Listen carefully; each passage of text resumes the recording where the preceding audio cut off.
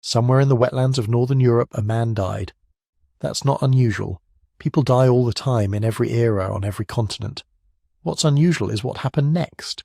Instead of decomposing, instead of returning to dust the way every living thing eventually does, his body was swallowed whole by a bog, and it stayed there. For 2,400 years the earth held him like a secret, and when workers finally pulled him out of the ground in 1950, he looked less like an ancient corpse, and less like something dug from a museum case, and more like someone who had simply fallen asleep in the mud. His skin was intact, his stubble was still visible, and coiled around his neck, still tight, still unmistakably intentional, was a rope. Think about that for a second. A rope, still around his neck, after 2.5 millennia. This is Tollund man found in a peat bog in Denmark, and he is one of the most extraordinary, most unsettling, most scientifically valuable human remains ever recovered anywhere on Earth. A body that by every rule of biology and chemistry simply should not exist. Soft tissue doesn't survive 2,000 years in open ground. Skin doesn't survive. Organs don't survive. And yet here he was, preserved in such extraordinary detail that the first people to find him didn't call archaeologists. They called the police because they thought they were looking at a recent murder victim. They were not wrong about the murder part. But here's where it gets complicated, and here's where this story becomes something more than just a remarkable act of preservation. Because the rope tells us something. The deliberately placed rope around a man's neck in a remote bog 2,400 years ago tells us that his death was not an accident. It was not illness. It was not some unlucky fall into the wetland. Someone put that rope there. Someone tightened it. And the question of why, the question of who this man was and what he meant to the people who killed him, that question has been driving historians, archaeologists, and forensic scientists absolutely mad for more than 70 years. Was he a criminal? A prisoner executed by an Iron Age society that had very clear ideas about punishment? Was he a sacrifice, offered to the gods that these ancient people believed lived in the dark, still water of the bogs? Was he something else entirely, something that doesn't fit cleanly into either category? The honest answer, the careful answer, is that we don't fully know. And that tension between what the science can tell us with confidence and what remains genuinely, hauntingly uncertain is exactly what makes Tollund man so compelling. If you're watching this late at night or during a commute or somewhere, you shouldn't probably be watching videos right now. I'm curious where you are. Drop a comment telling me your location and what time it is there. I read them, and it's always this strange, beautiful thing seeing someone in Tokyo at midnight next to someone in Chicago at lunch, all watching the same ancient face, all asking the same questions, because those questions matter. They're not just about one man in one bog in one corner of Iron Age Denmark. They're about how societies decide who lives and who dies, about what people in the past believed was sacred and what they believed was monstrous, and sometimes how those two things overlapped, about what we owe to the dead when science gives us the power to read their final hours like an open book. Here's what we're going to do. We'll start with the discovery itself, because the story of how Tollund man was found is almost as strange as the story of how he died. Then we'll get into the science of bog preservation, because understanding why his body survived is the key to understanding everything else about him. From there we'll look at the man himself in detail, his age, his health, his last meal, the extraordinary forensic picture that modern technology has assembled from his remains. Then we'll zoom out to the world he lived in, Iron Age Denmark, the beliefs and rituals and social structures that produced a death like this. And finally, we'll face the hardest question head on. What exactly happened to Tollund man, and can we ever know for certain? 2,400 years of silence. One rope. Let's figure out what it's trying to tell us. It's May 1950. The landscape around Bjelskovdal, a few miles west of the town of Silkeborg in central Denmark, looks the way it has looked for thousands of years. Flat, dark, wet. Stretching out in every direction, the bog is a strange, almost lunar terrain, covered in low heather and sphagnum moss, punctuated by shallow pools of black water that reflect the sky like broken mirrors. It's not a place that invites you in. It's a place that watches you from a distance. But people have been coming here for centuries anyway, because beneath the surface of that forbidding landscape lies something valuable. Peat. Compressed, decomposed plant matter that has been building up layer by layer for thousands of years, and when you cut it into blocks and let it dry, it burns, slowly, steadily, with a thick, earthy smoke that settles into everything. In rural Denmark, particularly in the post-war years when fuel was still precious and coal still expensive, peat cutting was not a hobby, it was work. Seasonal, physical, necessary work that put heat in homes through long Scandinavian winters. So on the 8th of May, 2 brothers named Viggo and Emil Højgaard went out to the bog to cut peat. This was ordinary, this was routine. They had done it before, their fathers had done it before them, and the bog had given up nothing more remarkable than dirt and the occasional root. They were using the traditional tools, long spades and cutters designed to slice cleanly through the dense, dark layers, working their way methodically through the surface, stacking blocks to dry. Just work, just a Tuesday. And then one of them saw something that wasn't peat. It was a face, not immediately recognizable as a face, not at first. When you're cutting through dark, compressed organic material in a boggy trench, your brain is not primed to see a human being. It's primed to see roots, rocks, old wood, the occasional animal bone. So the first glimpse is more like a wrongness, a shape that doesn't belong, a texture that is somehow different from everything around it. And then your eyes adjust and the pattern resolves and you realize you're looking at skin, at a forehead, at closed eyes. The 2 brothers stopped. They looked at what they had found. And then they did exactly what almost everyone who has ever discovered a body in a remote place does. They called the police. This is a pattern that repeats itself across nearly every bog body discovery in Northern Europe. The finders assume recent death. They assume crime, accident, something that belongs to the present. Because the bodies don't look ancient.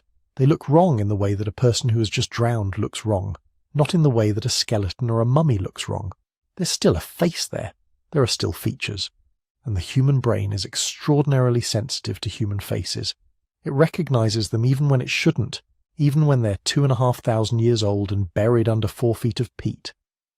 The police arrived from Silkeborg. They looked at what the brothers had uncovered, and to their credit, someone among them was sharp enough to recognize that this did not look like any recent death they had ever investigated. The preservation was too extreme, too complete. The darkness of the skin was not the darkness of decomposition. It was something else. They called in a specialist, Professor P.V. Glob from Aarhus University, one of the leading archaeologists in Denmark, a man who had seen bog bodies before and understood what they meant. Glob arrived and immediately recognized what he was dealing with, and here is where the story becomes something other than a simple discovery narrative, because the next decision was absolutely critical. The instinct when you find something remarkable in the ground is to get it out, to hold it, examine it, bring it somewhere safe. That instinct is almost always wrong. Once you remove an object from its context, you lose information that can never be recovered. The position of a body in a grave tells you things. The exact layer of soil around it tells you things. What's in the surrounding peat, what plant materials are present, what the water chemistry is, all of that is evidence, and all of it is connected to where the object lies in the ground. Glob and his team documented everything before they moved anything. They photographed the site in exhaustive detail. They recorded the precise depth at which the body was found, the orientation of the head, the position of the limbs as they gradually revealed them. They noted which direction the body was facing, what was immediately beneath it and above it, whether there were any objects nearby that might have been placed there deliberately. They were treating the bog not just as the place where the body happened to end up, but as the site of a deliberate act that they needed to understand on its own terms. Because here's something that experienced archaeologists had already begun to understand by 1950. These bog bodies were not accidents. They were not people who had wandered into a wetland on a dark night and fallen in. The bogs of northern Europe had given up dozens of human remains over the centuries, and a pattern had emerged. The bodies were typically found in particular kinds of bogs. They were often found at specific depths that corresponded to specific historical periods. They were often naked or nearly so.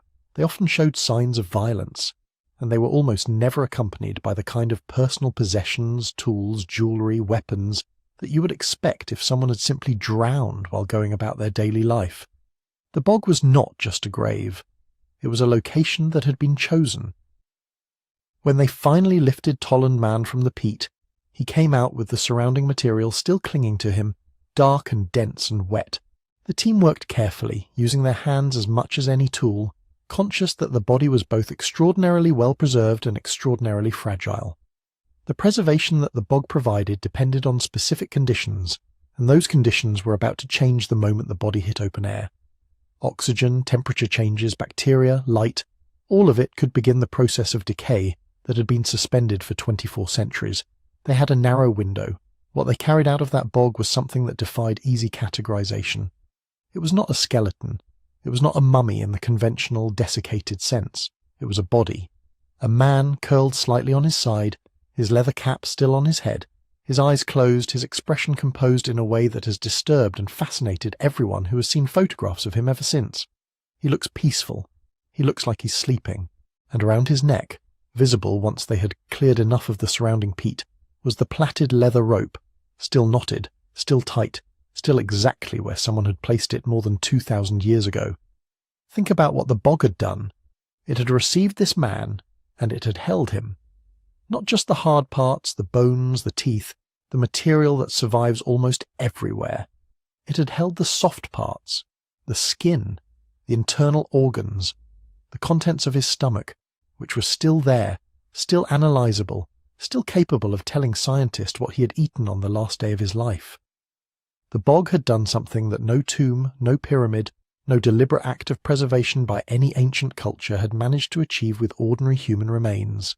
It had stopped time. That is not a metaphor. The biochemistry of what happened in that bog, the specific combination of cold, acidity, and oxygen deprivation that had held Tollund man in suspension, had genuinely arrested the processes of decay. Every year that passed, every century, the layers of peat above him had grown deeper. The pressure had increased. The seal had become more complete. He had been locked in a kind of amber, organic and dark and unremarkable from the surface, holding a secret that nobody walking across those flat Danish wetlands could have guessed was there. And now he was out. And the questions were beginning. Who was he?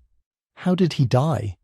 Why was he here, in this particular bog, in this particular spot at the end of a rope? The discovery itself was only the beginning of a process that is, in some ways, still unfolding. Because modern science keeps finding new ways to ask questions of the dead, and Tollund man, patient and still and astonishingly preserved, keeps finding new ways to answer. To understand what the bog did to Tollund man, you have to understand what a bog actually is. Not just a wet, dark patch of ground, but a specific kind of ecosystem with its own chemistry, its own geology, its own peculiar relationship with time. It starts with sphagnum moss, that low, dense, water-saturated plant that carpets the surface of northern European wetlands, has been doing something quietly remarkable for thousands of years. When sphagnum dies, it doesn't fully decompose. It sinks to the bottom of the shallow water and compresses.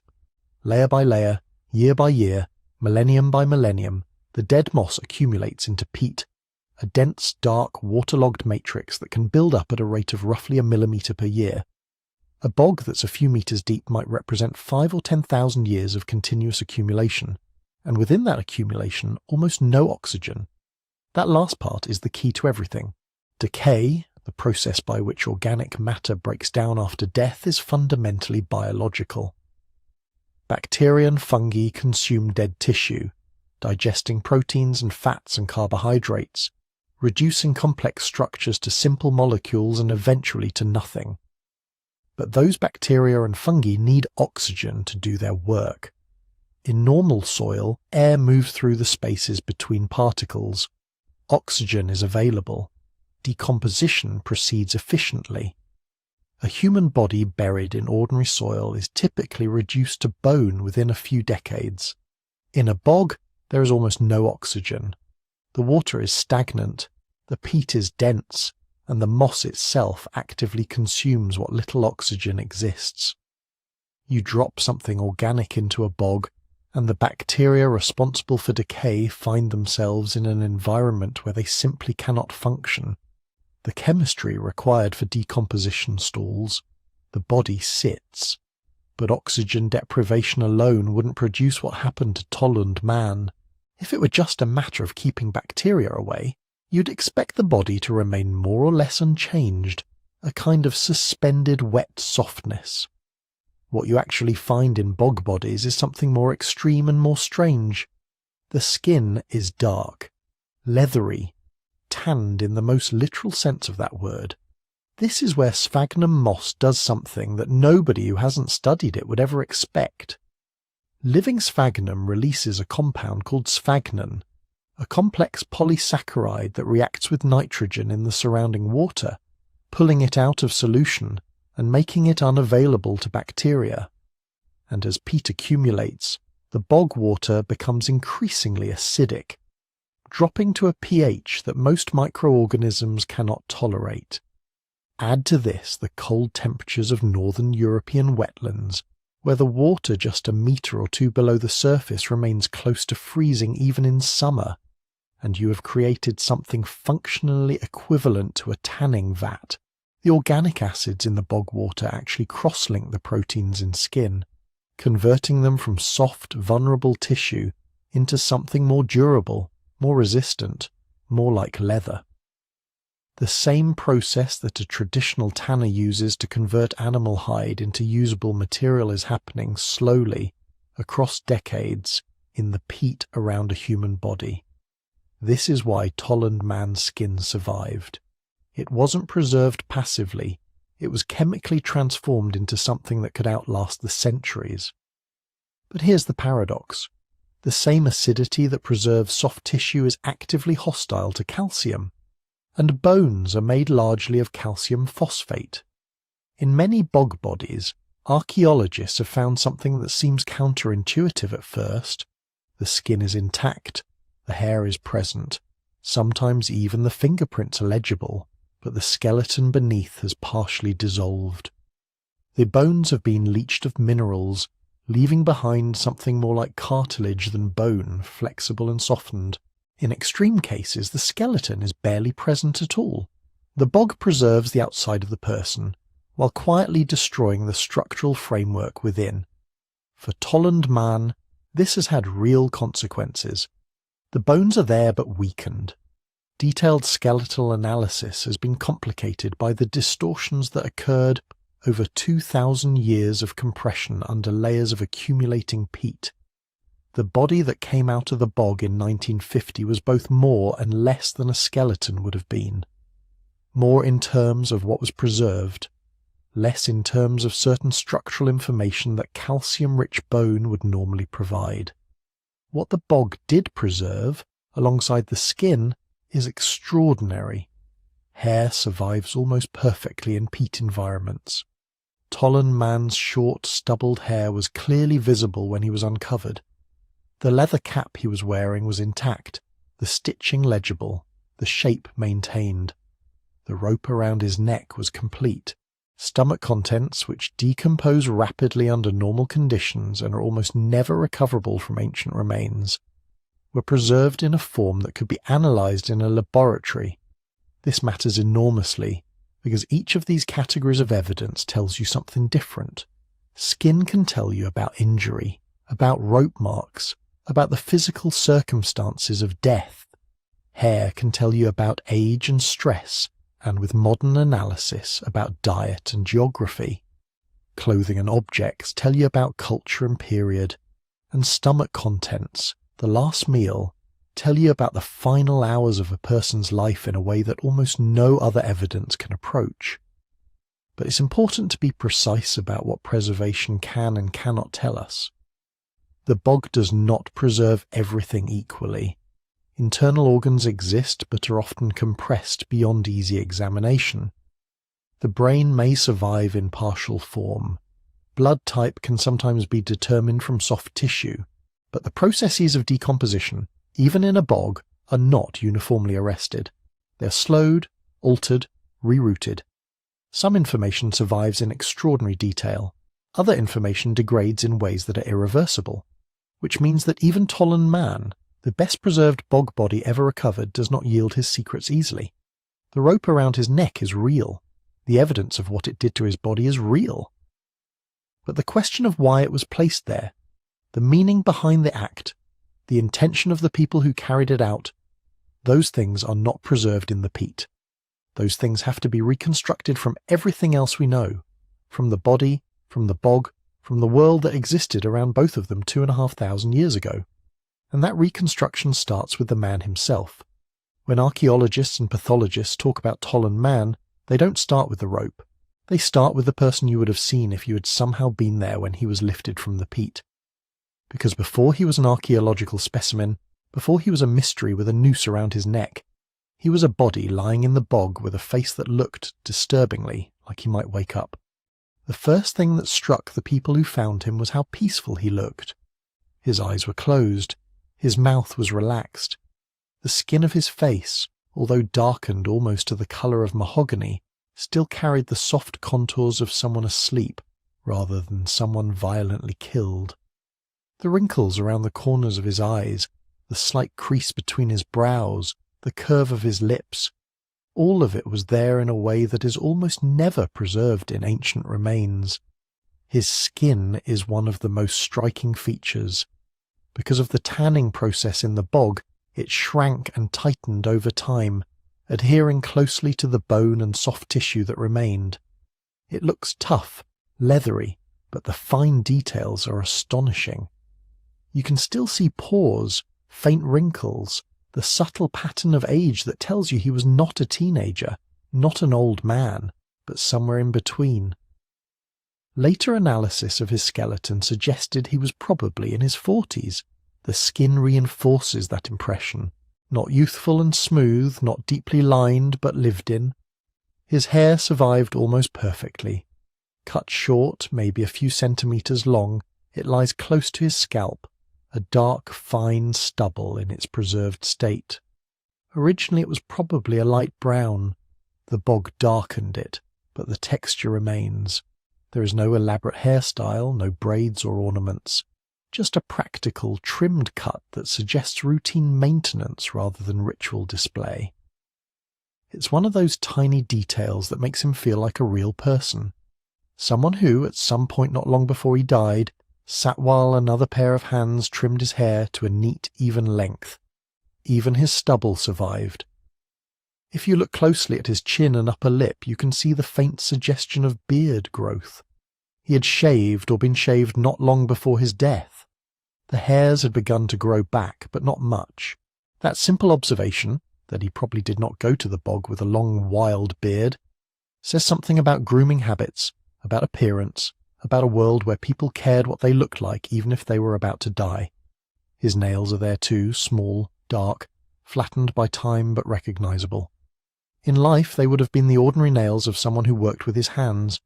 No elaborate decoration, no sign of having been carefully manicured for display. Nails can show certain diseases or chronic deficiencies, but in Tollund man's case nothing like that jumps out in the preserved material. What they mostly show is that he had hands, fingers, the same small anatomical details that you and I see every day when we look down. The bog did not erase that humanness. Then there is his face itself. The nose, though compressed, retains its general shape.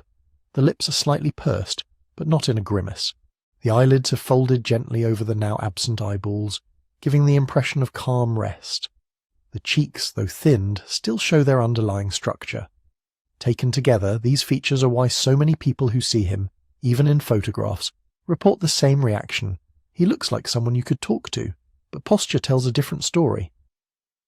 When he was found, Tollund man was lying slightly curled, on his side, legs drawn up, one arm bent. This is not the rigid, sprawled position you might associate with a body left where it fell. It looks, at first glance, almost like a sleeping pose. Knees slightly tucked, head gently inclined, hands close to the body. This apparent tranquility has led some observers, especially in the early years, to imagine that he might have been placed in the bog with care, almost tenderly. Yet posture in a bog body is a tricky thing. Over centuries, the weight of accumulating peat can shift limbs, compress spines, distort joints. The dissolving of bone can allow soft tissues to sag and settle in ways they never would in life. Some of his apparent serenity is real. His facial muscles really did relax in death. But some of his pose may be partly the result of slow deformation under pressure. That's why documentation at the moment of discovery matters so much. Photographs, sketches, measurements. They freeze that instant when the body emerges from the peat, before modern air and handling begin to alter it further, and this is where the rope becomes crucial. Around Tollund man's neck is a plaited leather thong, tied into a carefully constructed noose with a knot positioned under his left ear. The loop lies high on his neck just under the jawline. Its position is not random. In cases of hanging, the placement of the knot and the angle of the rope can tell you a surprising amount about how the body was suspended, for how long, and what forces were applied. In Tollund man's case, the rope sits in such a way that it seems to have encircled the neck snugly, but not chaotically. The noose is still tight. It did not slip loose in the bog. The furrow it left in his skin was visible when he was excavated. Radiographs and close examination suggest that the soft tissues of the neck show clear signs of constriction. But here again, you have to be careful.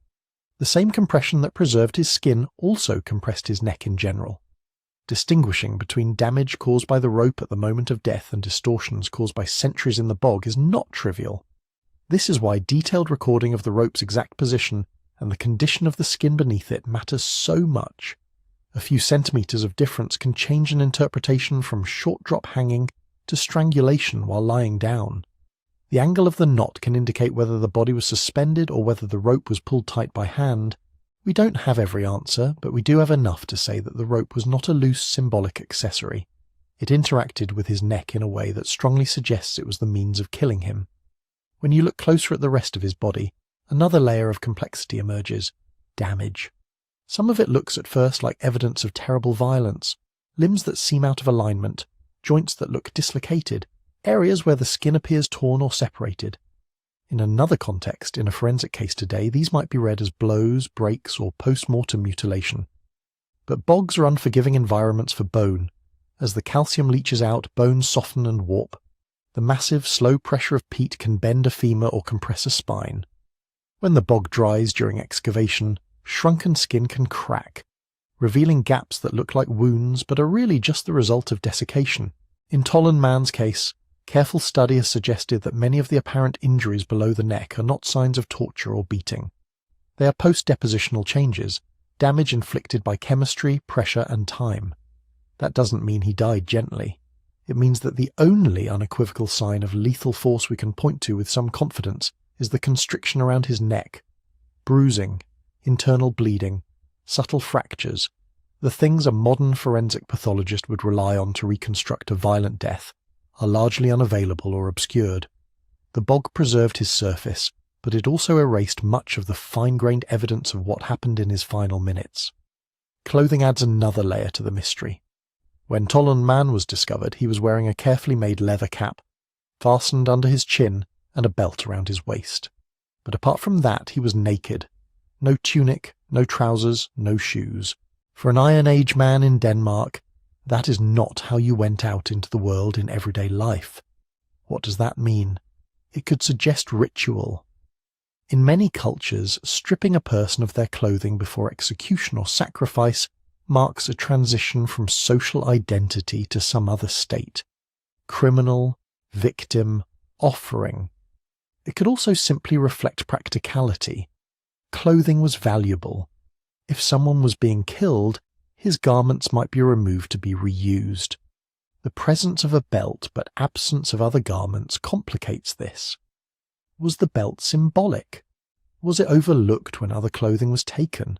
Was he wearing only a simple wrap or garment that decayed differently and is no longer recognizable? Status is equally ambiguous. The cap is well made but not insanely luxurious. There are no obvious jewellery items, no weapons, no tools. That might argue against high elite status.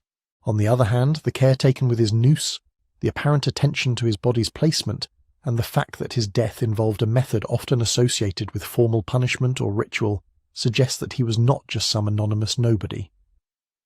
People spent time and effort on him. That implies significance of some kind, even if we can't specify what.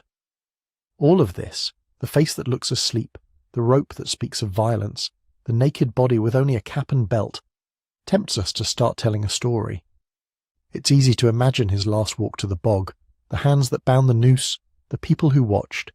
It's even easier to imagine his life before that, the fields, the feasts, the arguments, the beliefs. Our brains are wired for narrative. When we see a human face, especially one as well preserved as Tollund man's, we instinctively start filling in the blanks. But there is a line between humanizing and inventing. We can say with some confidence that he was a middle-aged man in reasonably good health, that his hair and beard were recently trimmed, that he was hanged or strangled with a carefully made leather noose, that he was placed in the bog with at least some attention to position, that he wore a cap and belt but no other preserved clothing. We can say that many of the apparent bodily distortions are the work of the bog, not of his killers.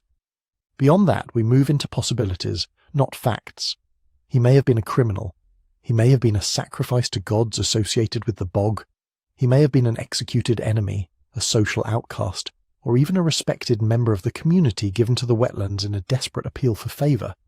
Each interpretation carries its own emotional weight, its own sense of who he was and why he died. If we want to treat him with respect, we have to hold both things at once: the emotional pull of his very human face and the discipline of not claiming to know what we do not. We can let ourselves feel something when we look at him: sorrow, curiosity, unease, without turning him into a character in a story we've written in our own image. The next step is to step back from the man as he lies before us and ask a more technical question. If he died about 2,400 years ago, how do we know? And what can the science of dating actually tell us about when, exactly, he took his last breath? When you hear 2,400 years ago, it sounds precise, almost like a timestamp, as if someone checked a calendar, circled a day in red ink and wrote, "This is when Tollund man died." That is not how this works. What scientists really have is a range, and that range comes from a technique that sounds simple in principle and turns out to be maddeningly complex in practice: radiocarbon dating. The basic idea starts in the sky. High-energy particles from space slam into atoms in the upper atmosphere and create a radioactive form of carbon called carbon-14. This carbon-14 mixes with ordinary carbon, gets absorbed by plants through photosynthesis, and then moves up the food chain into animals and into us. As long as something is alive, it is constantly exchanging carbon with the environment, keeping its internal carbon-14 level roughly in balance with the atmosphere. The moment it dies, that exchange stops. From that point on, the carbon-14 inside its tissue starts to decay at a predictable rate. It doesn't disappear all at once, it fades. After about 5,730 years, half of the original carbon-14 atoms are gone. That duration is called a half-life. After another 5,730 years, half of what remained is gone, and so on. If you can measure how much carbon-14 is left in a piece of once-living material, you can estimate how long it has been since it stopped being alive. In Tollund man's case, that piece of once-living material is built in. His body, his hair, the leather of his noose, even the plant fibres in the surrounding peat, all contain carbon. Each one is a tiny clock that started ticking when it died. Radiocarbon labs take microscopic samples from these materials and measure the ratio of carbon-14 to stable carbon. From that ratio, they calculate a radiocarbon age, a number like 2,350 radiocarbon years before present. Present in this system is defined as the year 1950, when the method was standardized. Already you can see the problem. That number is not the same as calendar years before now. The curve between the amount of carbon-14 and actual calendar time is not a straight line.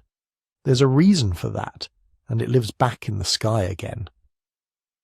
The amount of carbon-14 in the atmosphere has not been constant.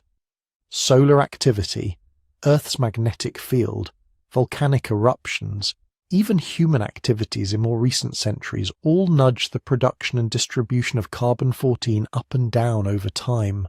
That means that two objects with the same carbon-14 content could, in theory, be from slightly different calendar years, depending on what the atmosphere was doing when they were alive. To sort this out, scientists built what they call calibration curves. They took things we can date independently, tree rings from very old trees for example, and measured the carbon-14 inside each ring. Tree rings give you an exact year of growth. By linking each ring's known age to its carbon-14 level, you build a chart that shows, for a long stretch of the past, how radiocarbon years line up with calendar years. Do this with thousands of rings from many trees, plus corals, lake sediments, and other well-dated archives, and you get a detailed wiggly line, the calibration curve. That curve lets you take a raw radiocarbon measurement and translate it into a calendar age range with statistical uncertainties included. So when you hear that Tollund man died about 2,400 years ago, what the data really say is something more like, based on the remaining carbon-14 in this sample, and after calibration, there is a high probability he died somewhere within this particular span of calendar years. Not a single year, a band. For Tollund man, multiple radiocarbon measurements have placed him broadly in the 4th to 3rd centuries BCE. Different samples and different rounds of testing cluster around similar intervals. When people compress that into 2,400 years ago, they're averaging a range that covers several decades, maybe even a century or more, depending on which calibration dataset you use and what level of probability you accept. And this is not carved in stone. Calibration curves are refined over time, as laboratories gather more high-quality data, more tree rings from different regions, more precisely dated corals, better control over measurement errors, the curve becomes sharper. Sometimes, for a particular interval, the curve flattens, or even wiggles back on itself. That means that one radiocarbon value might match more than one possible calendar window, creating plateaus where precision drops. When the curve is updated, old radiocarbon dates can be recalibrated.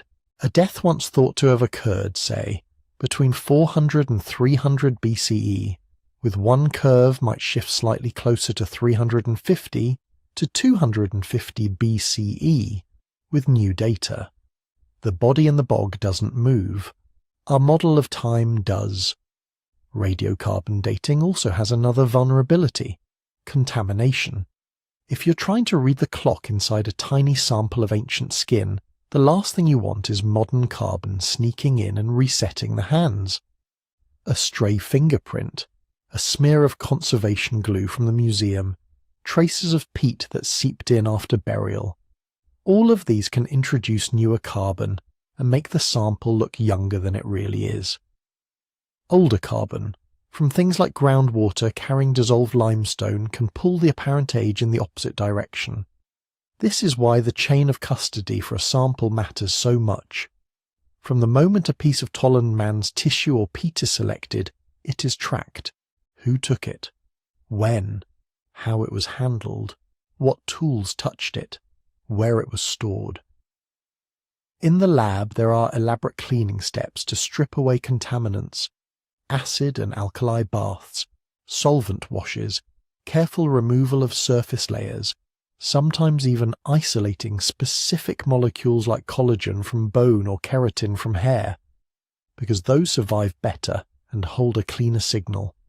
Every stage is documented, because if something goes wrong, if the date comes back wildly out of line with expectations, you need to be able to ask, was it the sample, the handling, the measurement, or our interpretation? And radiocarbon dates are never read in isolation. They are cross-checked against other kinds of evidence. Think about the rope around his neck, the style of braiding, the way the leather was prepared, the design of the noose. These can be compared with other ropes from well-dated archaeological contexts. The same goes for his leather cap, his belt, even microscopic traces of textiles or plant materials caught in the peat around him. Textile weaves change over time. Tool marks evolve as new technologies spread. Decorative styles appear, peak, and fade. Archaeologists build typologies, systematic catalogues of forms and styles that allow them to say things like, this kind of cap construction is typical of the later pre-Roman Iron Age, or this leather working technique doesn't appear before a certain century. None of this is perfectly sharp, but it gives another set of brackets. Probably not earlier than this, probably not later than that. The bog itself provides more clues. Peat doesn't accumulate randomly. Layer by layer, year after year, plants grow, die, and are compressed. Pollen grains from surrounding vegetation get trapped in those layers. By taking cores through the bog and analysing the pollen at different depths, scientists can reconstruct environmental history. Which trees dominated the landscape, when fields were opened up for agriculture, when certain crops appeared. If Tollund man is lying in a particular layer, and that layer sits between others with known environmental signatures tied to regional chronologies, his burial can be slotted into that broader sequence. In some cases, you can even see shifts associated with human land use, more cereal pollen indicating more farming, for example, that match the period when Iron Age societies in Northern Europe were expanding agriculture and clearing forests. Put all of this together, radiocarbon ranges, artifact typologies, peat stratigraphy, pollen records, and you get something more robust than any single line of evidence on its own. Each strand has its uncertainties. Braided, they start to narrow down where in time this man belongs. For Tollund man, that place is in the Iron Age of Northern Europe, in the centuries before the Roman Empire reached this far north. It was a world of small farming communities, longhouses of timber and thatch, fields edged by wetlands and forest. Iron tools were increasingly common, but the full machinery of states and cities had not yet arrived in Denmark. This was the pre-Roman Iron Age, when local chieftains and ritual specialists held power, when warfare and alliances were matters between neighbouring groups rather than empires. To his contemporaries, he was not an ancient body or a 2,400-year-old man. He was simply one more living person in that landscape of fields, bogs, and sacred places. The science that lets us place his death in that world is remarkable, but it can only ever give ranges and probabilities, not exact dates. What it does give us, though, is a time frame solid enough to start asking a different kind of question. In that Iron Age world, in those particular centuries, what did a rope around the neck and a body in a bog mean? The rope is the loudest object in that bog. Before anyone sent samples to a radiocarbon lab, before pollen diagrams and calibration curves, there was a man with a noose around his neck. That image alone pushes the mind toward a story. Execution, murder, sacrifice. But if you slow down and listen carefully, the rope itself starts arguing for and against each of those possibilities. Start with what it's made of. Tollund man's noose isn't a random tangle. It's a carefully twisted cord of plant material and leather, made from strips that someone had to cut, split and work with their hands. Under a microscope you can see how the fibres have been laid together. The direction of the twist, the tightness of the plies, the evenness of the strands. These tiny details are like a fingerprint of technique. People don't invent rope from scratch every time they need it. Rope-making traditions are learned skills. In one region, people might favour a Z-twist, in another, an S-twist. Some communities braid 3 strands, others ply 2, some add a reinforcing cause. The way the Tollund rope is constructed places it firmly in that Iron Age technological world. It doesn't look like an amateur's first attempt. It looks like the work of someone who had done this many times before. That already tells us something important. Whatever happened to him, it did not begin with a panicked scramble for any old cord. This was rope drawn from a cultural toolkit that people knew well. The workmanship goes further. Look at the consistency. Are the strands even, or do they thicken and thin in irregular patches? Are there hasty splices where a broken strand was knotted and continued, or long smooth runs that suggest careful preparation? Archaeologists and textile specialists study these things the way an art historian studies brushstrokes. In Tollund man's case, the rope shows deliberate, practiced manufacture. Someone cared enough, or needed enough, to make something reliable. Then there are the knots. Knots are like verbs in the language of rope. They tell you what the rope was supposed to do. A slip knot tightens under tension. A fixed loop stays the same size. A simple overhand knot is easy and crude. More complex knots suggest specialized knowledge. The noose around Tollund man's neck is not just a random tie. It is a loop, with the free end running around and back designed to cinch tight. That kind of arrangement is not typical for everyday binding, like tying up a bundle of wood. It belongs to a family of knots whose entire logic is constriction around a single point. The placement, high on the neck, under the chin, reinforces that impression. This wasn't meant to restrain his arms or feet. The focus was the throat. Even the wear patterns on the rope have something to say. If a rope has been used many times, you see polished fibres, areas where the strands have flattened, maybe fuzzing or small breaks where friction has weakened the structure. A rope used just once in a single violent event shows a different signature: sharp creases where it was pulled suddenly, compression marks where it bit into flesh, but not the long, uniform smoothing of long service. What survives on Tollund Man suggests that this was not just an old household rope repurposed at the last minute. It may have been made or selected for this occasion, used for a specific task, and then left in place as part of that task's completion. That leans us away from improvisation and towards something more planned. But planned what? This is where we bump into the big question. Was this rope meant to hang him, to strangle him, or simply to bind him? Hanging and strangulation both end in lack of oxygen, but the mechanics differ. Hanging uses body weight and gravity. The knot placement, the angle of the rope, the position of the head all matter. In a full drop hanging, the kind designed to break the neck, you'd expect certain spinal injuries. In a shorter drop, or a suspension without a significant fall, death comes more slowly, through pressure on the airway and blood vessels. Manual strangulation or ligature strangulation, tightening a rope around the neck without suspension, produce slightly different forensic signatures, patterns of bruising, damage to soft tissues, sometimes fractures of cartilage in the larynx. For a modern forensic pathologist, these differences are crucial.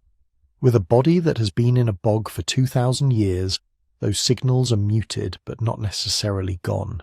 The skin is tanned, the soft tissues altered, but the relative position of the rope to the vertebrae, the angle at which it sits, the compression marks in the flesh, all provide hints. In Tollund Man's case, the rope lies snugly around the neck with the knot carefully placed under the left ear. That placement is consistent with hanging, as it would allow the loop to tighten when weight was applied, but also consistent with controlled ligature strangulation. It doesn't scream out one clear scenario. Instead, it says, someone knew what they were doing.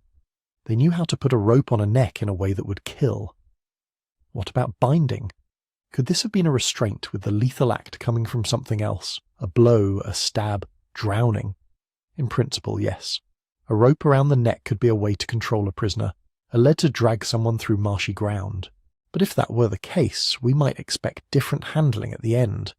Removal of the rope after death, or signs that it had been reused. The fact that the noose remained around his neck when he was laid, or dropped, into the bog suggests that the rope was not just a tool, it was part of the final state in which he was meant to exist. There's another complication. Bogs move things. Once a body is in waterlogged peat, it does not lie in a perfect, undisturbed museum pose for millennia. Peat swells and shrinks as it wets and dries. Gases form and escape. The body can shift, sink deeper, tilt. A rope that began at one angle can slide slightly. The knot that was originally at the back of the neck can end up nearer the side. Fibres can relax as the material absorbs water, then contract as it dries and is later conserved.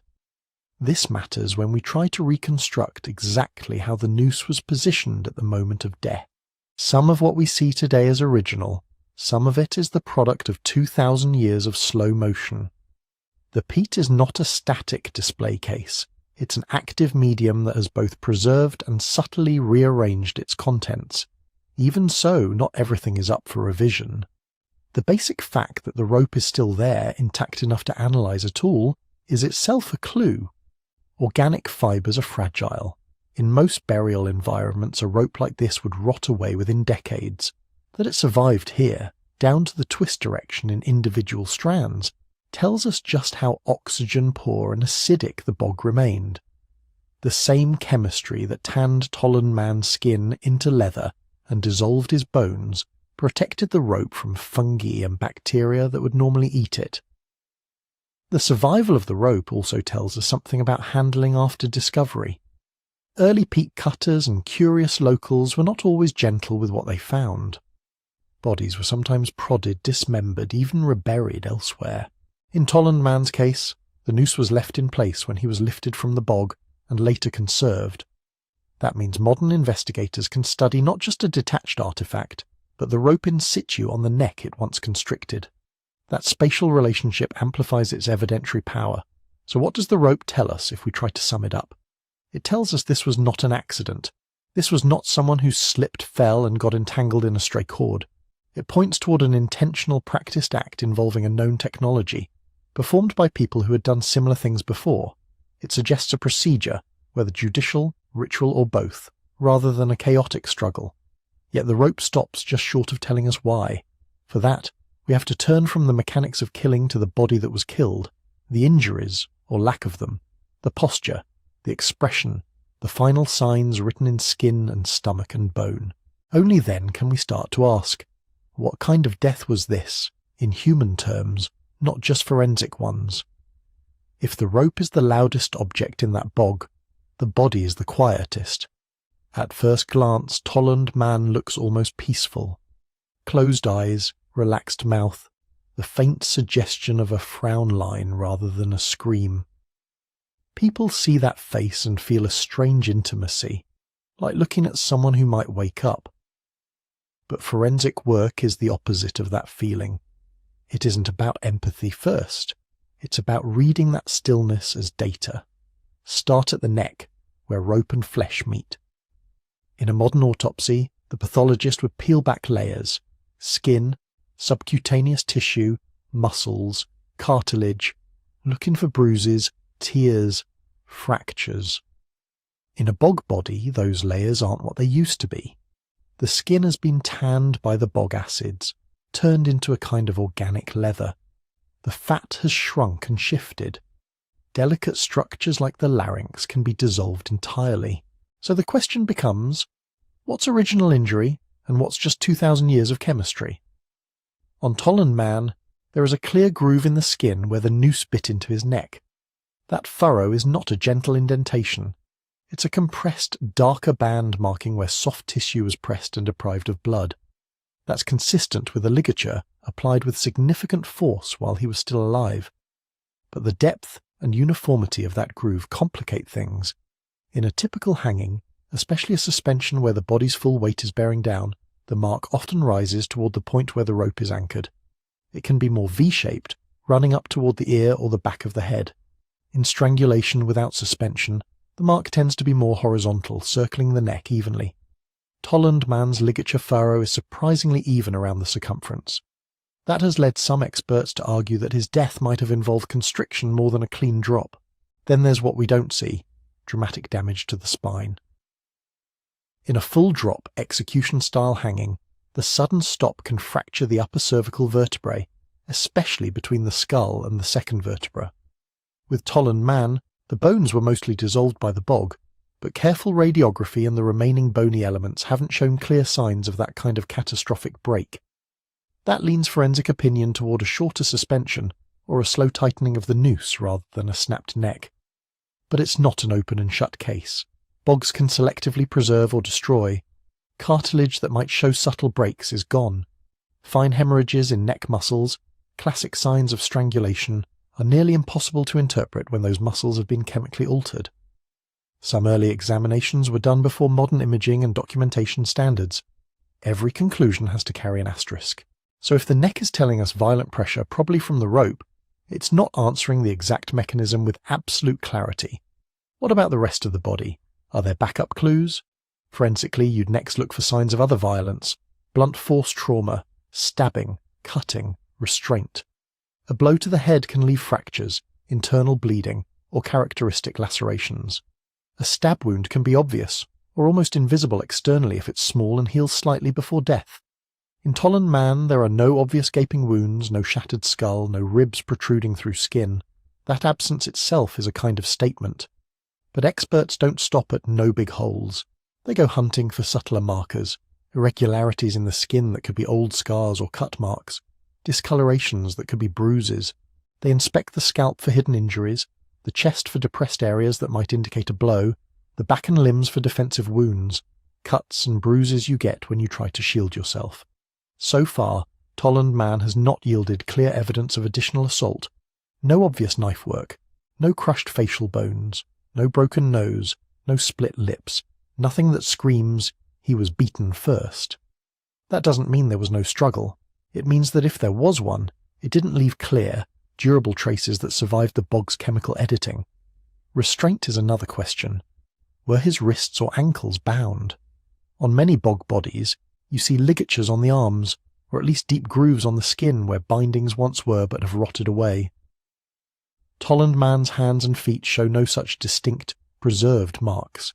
His right hand is tucked under his left knee in a slightly curled position, but that can be a burial pose or the result of slow movement in the peat as the body settled. Modern forensic anthropologists pay a lot of attention to the joints. If someone is hanged, the arms and shoulders sometimes adopt characteristic positions. If a body is trussed tightly, you can see long-lasting changes in how joints rest, tendons pulling fingers into claw-like shapes. In Tollund man, the limbs are flexed, but not in the extreme contortions you'd expect from an individual who had been hog-tied or violently twisted. His posture looks composed rather than chaotic. That posture is fed into the idea that he wasn't dumped like trash, but placed. Knees slightly drawn up, arms folded in a way that could have been arranged by calm hands. Yet again, though, the bog muddies the water. Over centuries the weight of peat can press a body into new alignments. What looks like an intentional pose could be a long, slow slump. From the big picture, forensic specialists move down to questions of who this man was, physically. Even with some bones gone, you can still estimate age, height, and overall health.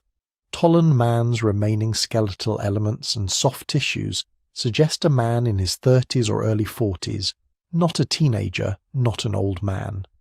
The lines on his face, the wear on his remaining teeth, the state of his joints all converge on that middle adult range. Height is trickier. Bogs flatten and compress. Muscles shrink.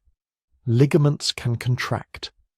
By comparing limb lengths, reconstructed bone dimensions, and typical proportions from better preserved skeletons of the same period, researchers estimate his living stature at around 160 to 170 centimetres, roughly average or slightly below average for an Iron Age male in that region.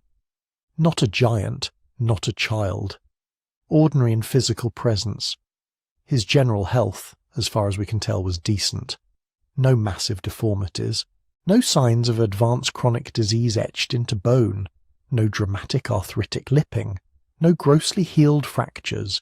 No obvious infection-related pitting.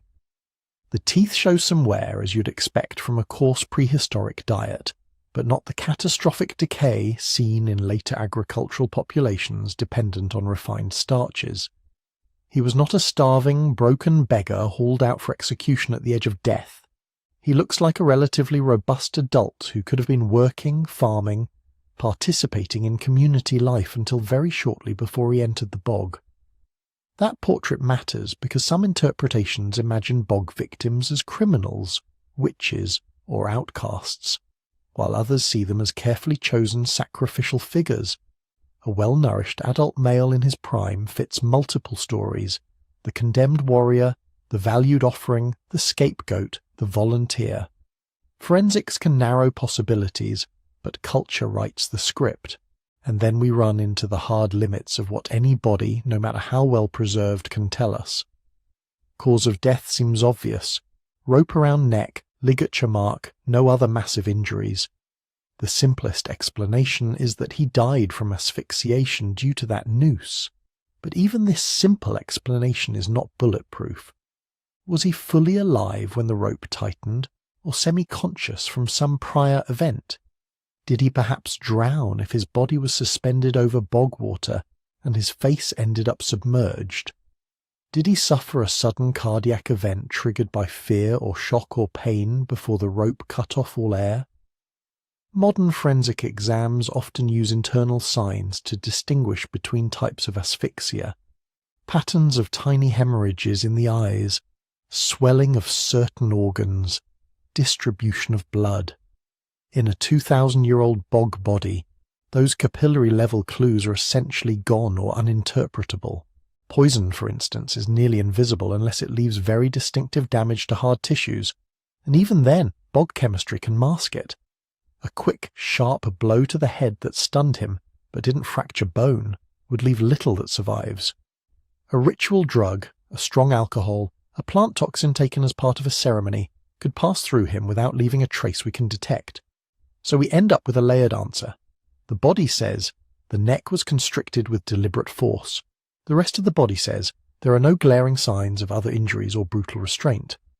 The age and health say, this was a capable adult man, not obviously sick or disabled. Together, these clues strongly support the idea that the rope was the primary instrument of his death. But they stop short of telling us the scene. They don't say whether he stood on a stool with witnesses chanting around him, or was shoved off a cart in a lonely patch of bog. They don't reveal whether he believed this was justice, punishment, or a journey to the gods. They don't whisper whether the hands that tightened the rope belonged to enemies, officials, or friends. To get closer to those human meanings, investigators turn to the last things his body held inside it. Traces of his final meal, and with it hints of his final day on earth. If the rope tells us how he died, his stomach tells us when. Not the hour on a clock, but the rough shape of his last day. Because Tollund man, unlike most ancient skeletons, still had things inside him when he went into the bog, and the bog kept them. In a normal burial, soft tissues vanish, the gut collapses, whatever food was left decays and disperses. You can sometimes infer diet from worn teeth, from isotopes in bone, from residue on pottery, but you almost never get a snapshot of what this person ate on the day they died. Bog bodies are different. The same acids that tan their skin can slow the breakdown of plant fragments, and even microscopic grains of pollen. When scientists opened Tollund man's abdomen in the 1950s, and again with more refined methods later, they found a compact dark mass where his small intestine and colon had been. Under a microscope, that mass turned into a landscape. You see seeds, bits of grain, fragmented husks, tiny pieces of plant tissue. Mixed into this are pollen grains, minuscule distinctive spheres and spikes produced by flowering plants. Each type of plant makes pollen with its own shape, almost like a fingerprint. Together these remains become a kind of biological logbook written in his last meals. The first question, what was he eating?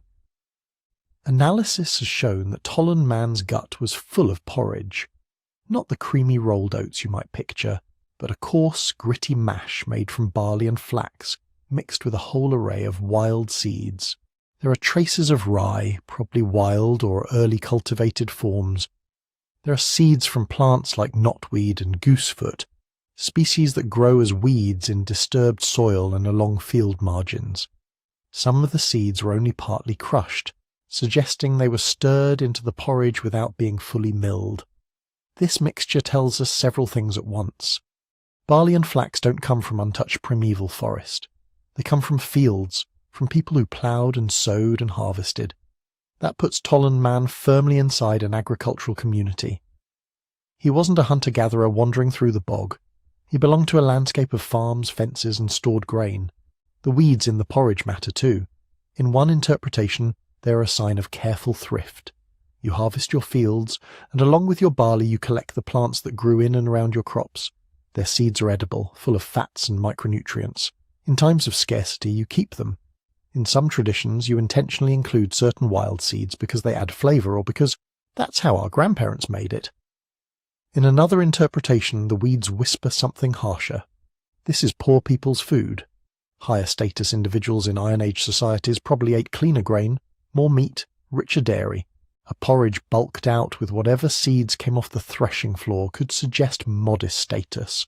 A community not wealthy enough, or not willing to waste anything. But we have to be careful here. One last meal cannot stand in for a whole life. Ritual meals are often atypical. You don't sacrifice an animal to the gods every day. You do it on special occasions. You don't always eat the same festival foods you eat before an execution or before an offering. That wild seed porridge might have been ordinary subsistence. It might have been special. Pollen gives us another layer, season. When you look at the pollen grains preserved in Tollund man's gut and the peat around him, certain plants jump out. There's evidence of cereal pollen, consistent with an agricultural setting. There are traces of species that bloom in late winter and early spring.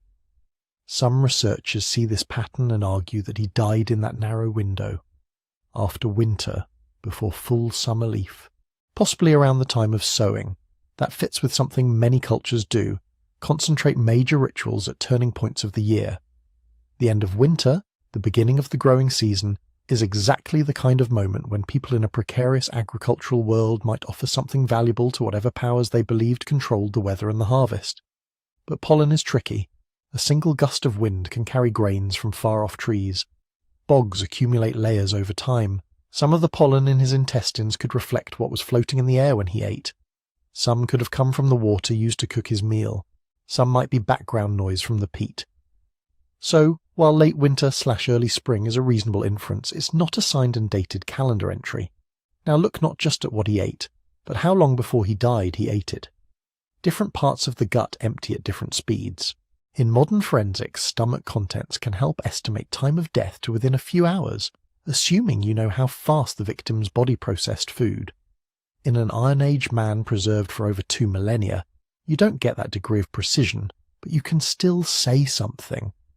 Tollund man's stomach and small intestine still contain that porridge, in a fairly advanced state of digestion. The food had moved beyond his stomach, suggesting he had eaten several hours before death, often estimated around 12 to 24 hours beforehand, though those numbers carry big margins of error. His colon also held material, as you'd expect in someone who had been eating regularly, not someone in a state of prolonged starvation. That last detail matters. There is no clear sign that he had been fasting for days. His intestines weren't empty. There's no evidence for the kind of extended deprivation you might expect if someone were being slowly executed by hunger or held in brutal confinement. He appears to have eaten reasonably close to the time of his death. Could that last meal have been ritual? Possibly. Imagine a community that believes a human life is a profound offering, perhaps to ensure fertility of fields, success in war, or protection from disaster. They might have specific foods for that occasion. Perhaps a porridge that includes all the seeds of the land, symbolically representing the community's harvest. They might gather field-edge weeds deliberately, not out of poverty but out of meaning. To argue that with confidence, though, you'd want consistent patterns across many bog bodies, the same unusual ingredients, the same preparation style, the same timing relative to death. The evidence is mixed. Some other bog bodies do show special meals, meat-heavy feasts or foods not typical for their region. Others look mundane. Tollund man's porridge sits somewhere in between, rich in variety but not obviously extravagant. There's another ritual possibility people sometimes raise, purification by abstinence. In many cultures, fasting precedes contact with the sacred. If Tollund man had gone without food for a day or two and then eaten a single, specific dish shortly before his death, we might see that as a structured sequence. Cleanse, then consume, then die. The problem is that the gut evidence doesn't neatly map onto that narrative. His digestive tract doesn't look like that of someone who's been empty for long, then suddenly filled. It looks like someone whose body was still on its normal schedule. So, working with what we have, what might his last day have looked like? One plausible reconstruction goes like this. He wakes in a small Iron Age community, a scatter of houses on higher ground not far from the bog. It's cold, the kind of chill that clings even when the sun is up. The landscape around is a mosaic of heath, wet ground, and fields carved from the wild. Low barley, perhaps newly emerged, and last year's stubble. At some point in the morning he eats, maybe with others, maybe under watch. Coarse porridge thick with seeds. It's not a feast, but it's not nothing. Enough to keep a working man going. He swallows it, chews the tough bits, feels the warmth in his belly. hours pass. Are they hours of waiting in confinement? Hours of ordinary tasks, pretending life is normal? Hours of preparation, washing, perhaps being marked or anointed? The body is silent on this. Bones don't tell us whether he spoke to family, whether he prayed, whether he struggled against what was coming. By the time his meal has moved from his stomach into his intestine, someone, or several someones, takes him toward the bog. If this was an execution, the walk might have been tense, controlled, accompanied by people with authority or weapons. If this was a sacrifice as some interpret it, the walk might have been ceremonial, with objects, words, perhaps music. In both cases, the destination is the same, the unstable, waterlogged edge of the peat. We know roughly where it ended, a patch of bog in what is now Jutland, wet enough to swallow a body whole and slowly, carefully, keep him. At some point near that edge, the noose was placed around his neck, tied in a knot that has survived as clearly as his face. Did they lift him onto a platform? Did he stand on a lowered branch? Was he eased forward or shoved? Did they watch until he stilled? Or did they turn away, trusting the rope and the bog to finish what they had started? We don't know. The last hours refused to assemble into a single definitive scene. Instead, we have a cluster of strong probabilities. He ate a seed-heavy porridge within a day of his death. That meal reflects a community rooted in agriculture, using both cultivated and wild resources. The pollen hints at a cool season, around the start of the farming year. His body shows no prolonged starvation, no obvious torture beyond the rope. Whatever happened to him, it happened to a man whose life, up until very near the end, seems to have followed the rhythms of a working Iron Age farmer. From there, the story leaves the realm of tissue and turns towards soil, landscape, and belief. To understand the world that produced that last meal and that last walk to the bog, we have to step back and look at the life unfolding around that wet, dangerous edge. To get any closer to his death, we have to understand his life. Not his biography, we don't have that, but the routine he was born into. The background hum of days and seasons around an Iron Age bog. Start with the land.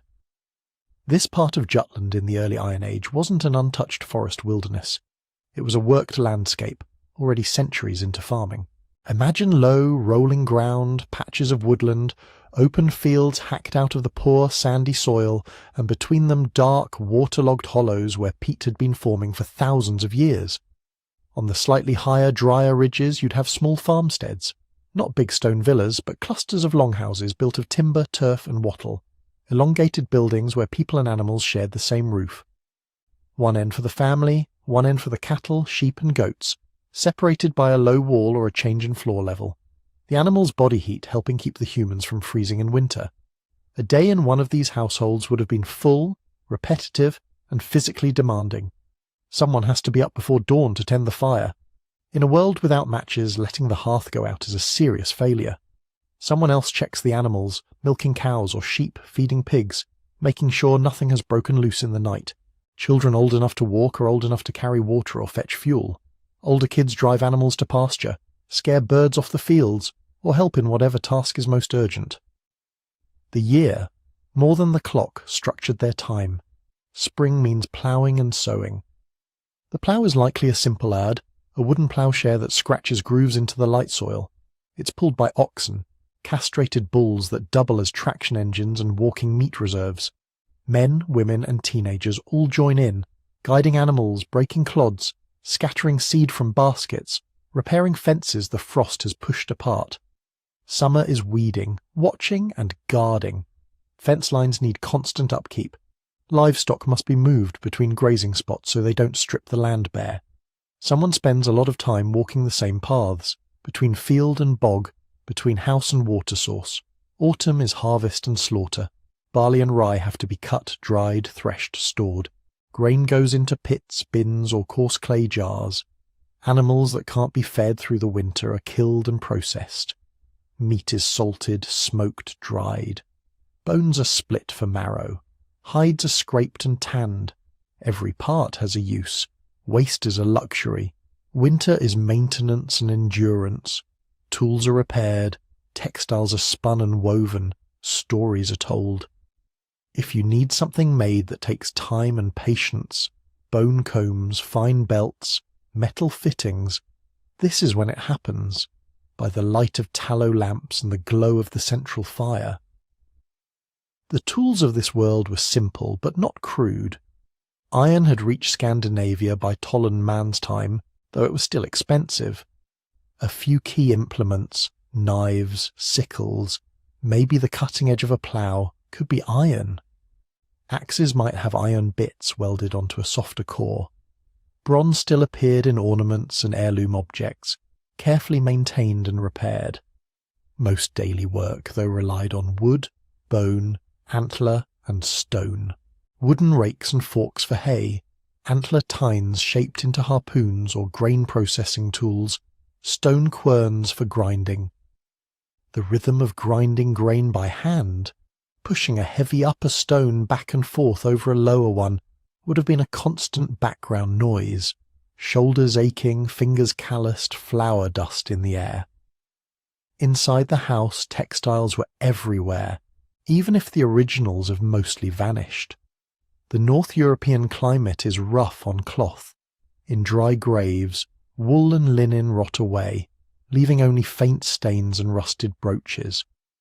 Bogs flip that script. The same waterlogged acidic conditions that preserve skin and hair can also preserve scraps of clothing, threads, even entire garments. From bogs and wet deposits, archaeologists have recovered fragments of Iron Age cloaks, skirts, belts, and caps. Many are woven from wool, carefully spun and densely beaten on upright looms. Stripes and patterns show that people cared about appearance. This wasn't just crude burlap. Tollund man himself wore a woolen cap and a belt, both preserved with remarkable clarity. The weave is even, the yarns well twisted. This tells us there were people in his community who knew how to shear sheep, clean and card wool, spin thread on drop spindles, and weave on looms tall as a person. That's not a hobby, it's an organised craft, mostly done by women and girls if we extrapolate from later sources. Linen, made from flax, likely provided underclothes and finer garments, but it survives less often. We infer its presence from tools, spindle whorls of different weights, loom weights, and the cultivation of flax itself, which shows up in the same pollen and seed records that told us about his porridge. Clothing in this world is protection and identity at once. A thick wool cloak can be the difference between life and hypothermia on a windy, wet day near the bog, but colour, pattern and fastening devices, belt hooks, brooches, pins, also signal who you are. Are you tied to a particular household? A kin group? Do you wear imported glass beads or simple bone pendants? Those choices, limited as they were, helped mark status and affiliation. Status existed here, even in small communities. The basic social unit was probably an extended family or kin group, several related households recognizing a senior figure, often an older man but sometimes a matriarch, as the head. Above that there were larger affiliations, lineages tracing back to a named ancestor, local chiefs, or big men who could call people to war, organize feasts and mediate disputes. How do we know? Not from written records. Those come centuries later. Instead, we look at burial mounds, hoards of weapons or jewellery, and the distribution of fancy versus plain objects. Some Iron Age graves contain weapons, imported goods, ornate belt fittings, and sacrificed animals. Others are much simpler. That pattern suggests that wealth and power were already unevenly distributed. Someone in Tollund man's world was owed labour, allegiance, or at least respect by others.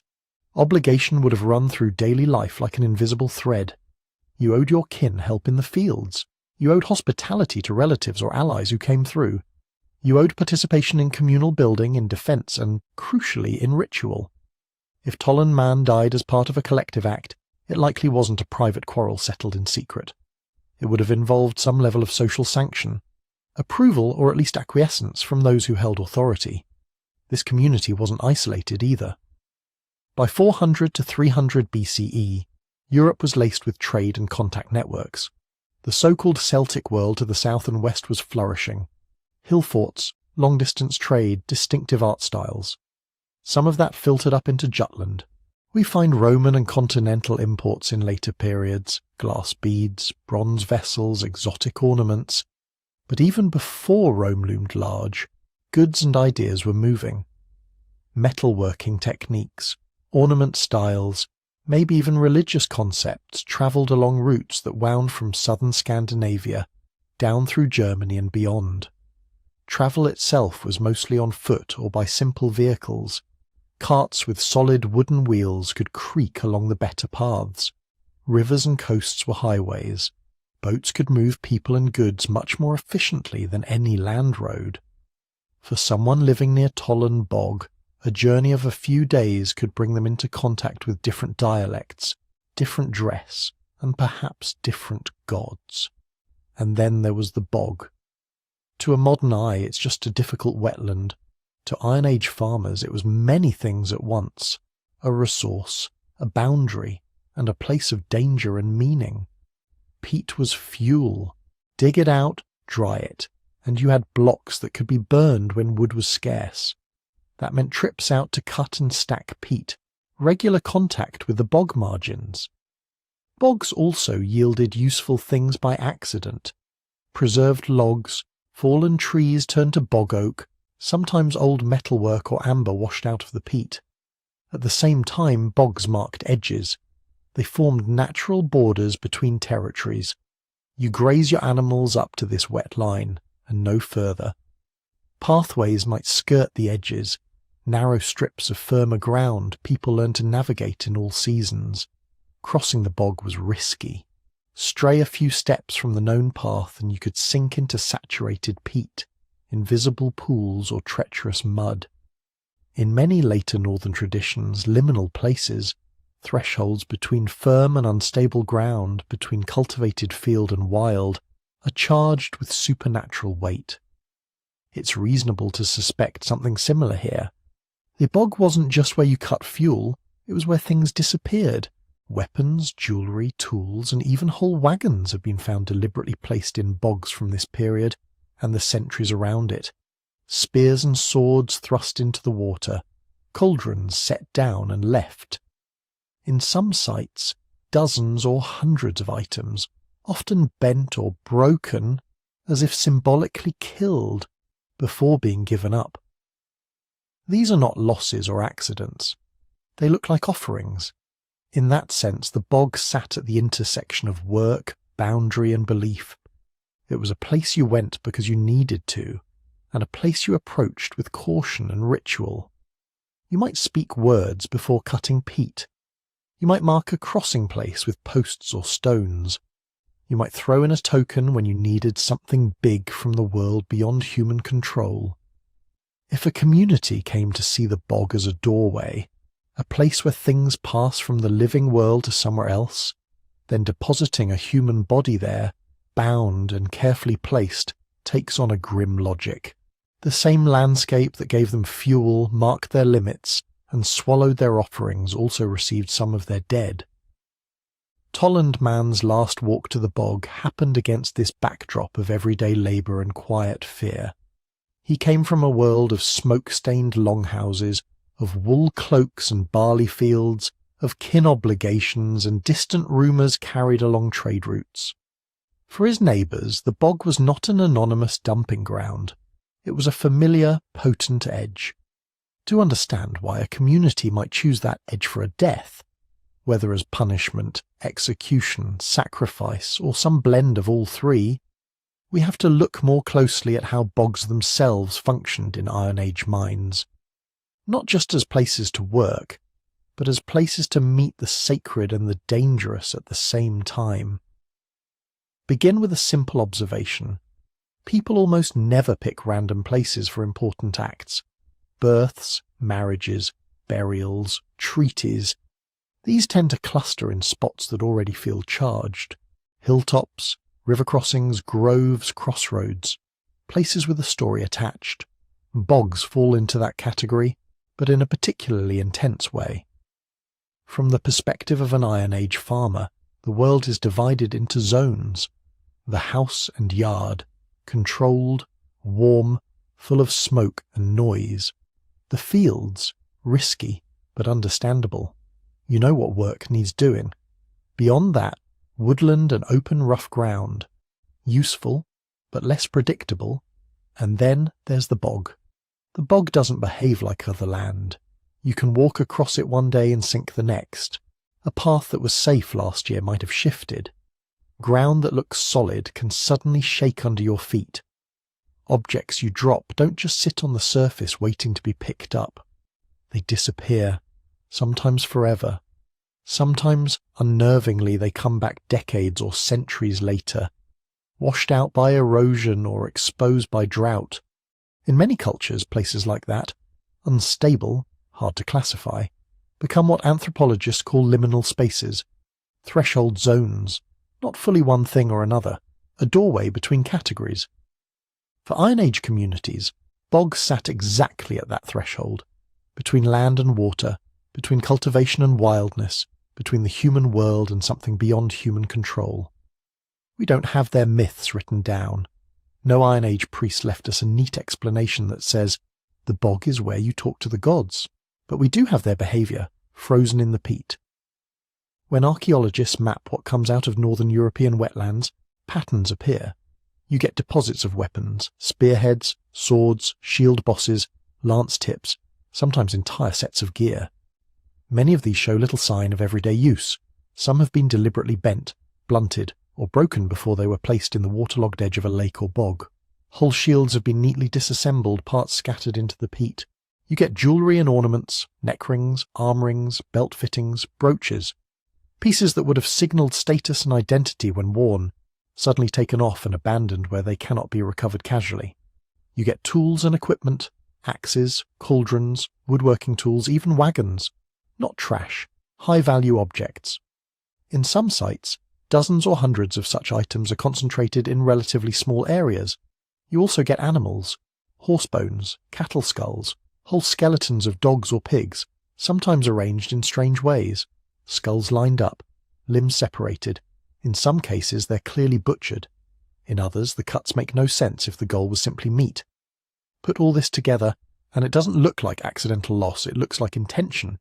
Someone made the decision to take weapons that could have armed a warband, jewellery that marked rank, tools essential for farming or feasting, and animals that represented serious wealth, and send them into the bog, knowing they wouldn't come back.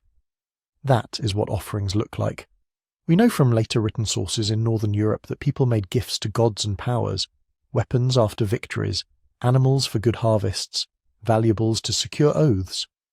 When we look back from those texts to the archaeological record of the centuries before, the continuity is hard to ignore.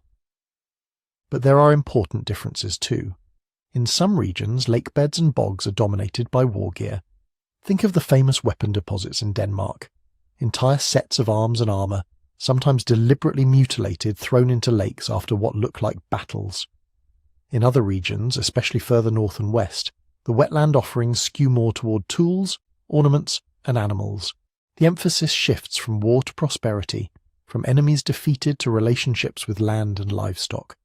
Even within Denmark and northern Germany, not every bog tells the same story. One site might yield mostly weapons and male-associated gear, another mostly household items and female-associated ornaments.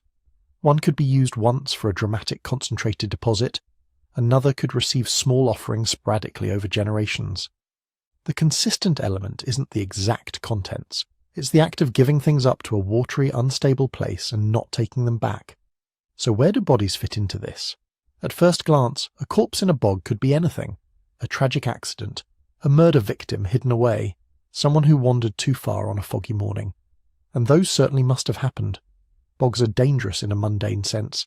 People fall in. But not all bog bodies look like accidents. Some are naked or near naked, with no attempt at retrieval even when the death happened close to settlement. Some, like Tollund man, show signs of careful placement. Gently arranged limbs, a composed facial expression, a rope knotted in a specific way. Others are pinned down with branches or poles. Some are accompanied by objects placed in ways that resemble offerings rather than everyday loss. In those cases, archaeologists and historians ask a different question. Why put a body here, in this particular way, instead of in a more ordinary burial place? In the same landscape and time period, we find graves on dry land, cremations in urns, inhumations under small mounds, burials with grave goods.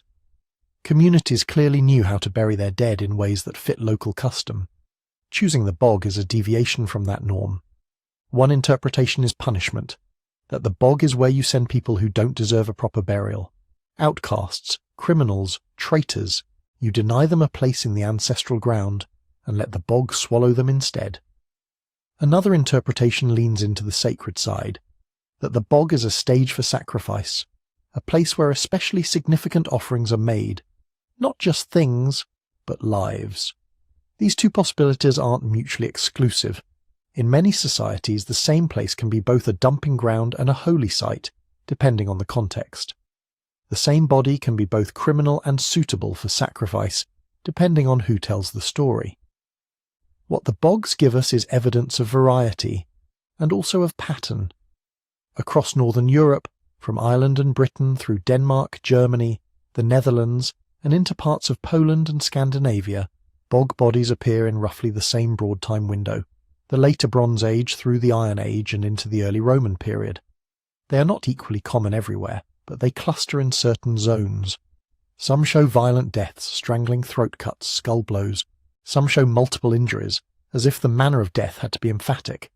Some are young, some older. There are men, women, and teenagers. That mix complicates any one-size-fits-all explanation. What seems fairly consistent is the idea that a bog deposition was special. Whether the motive leaned more toward punishment, sacrifice, or something in between, it wasn't routine. Modern imagination adds its own layers. Stories about drowned witches, cursed warriors, or eternal lovers in the bog circulate today. They make great headlines and tourist brochures, but when we strip those away and go back to what excavations actually show, the picture is both plainer and more intriguing. We see bodies placed in wetlands with signs of deliberate action. We see them in landscapes where those same wetlands were already receiving weapons, ornaments, tools, and animals as offerings.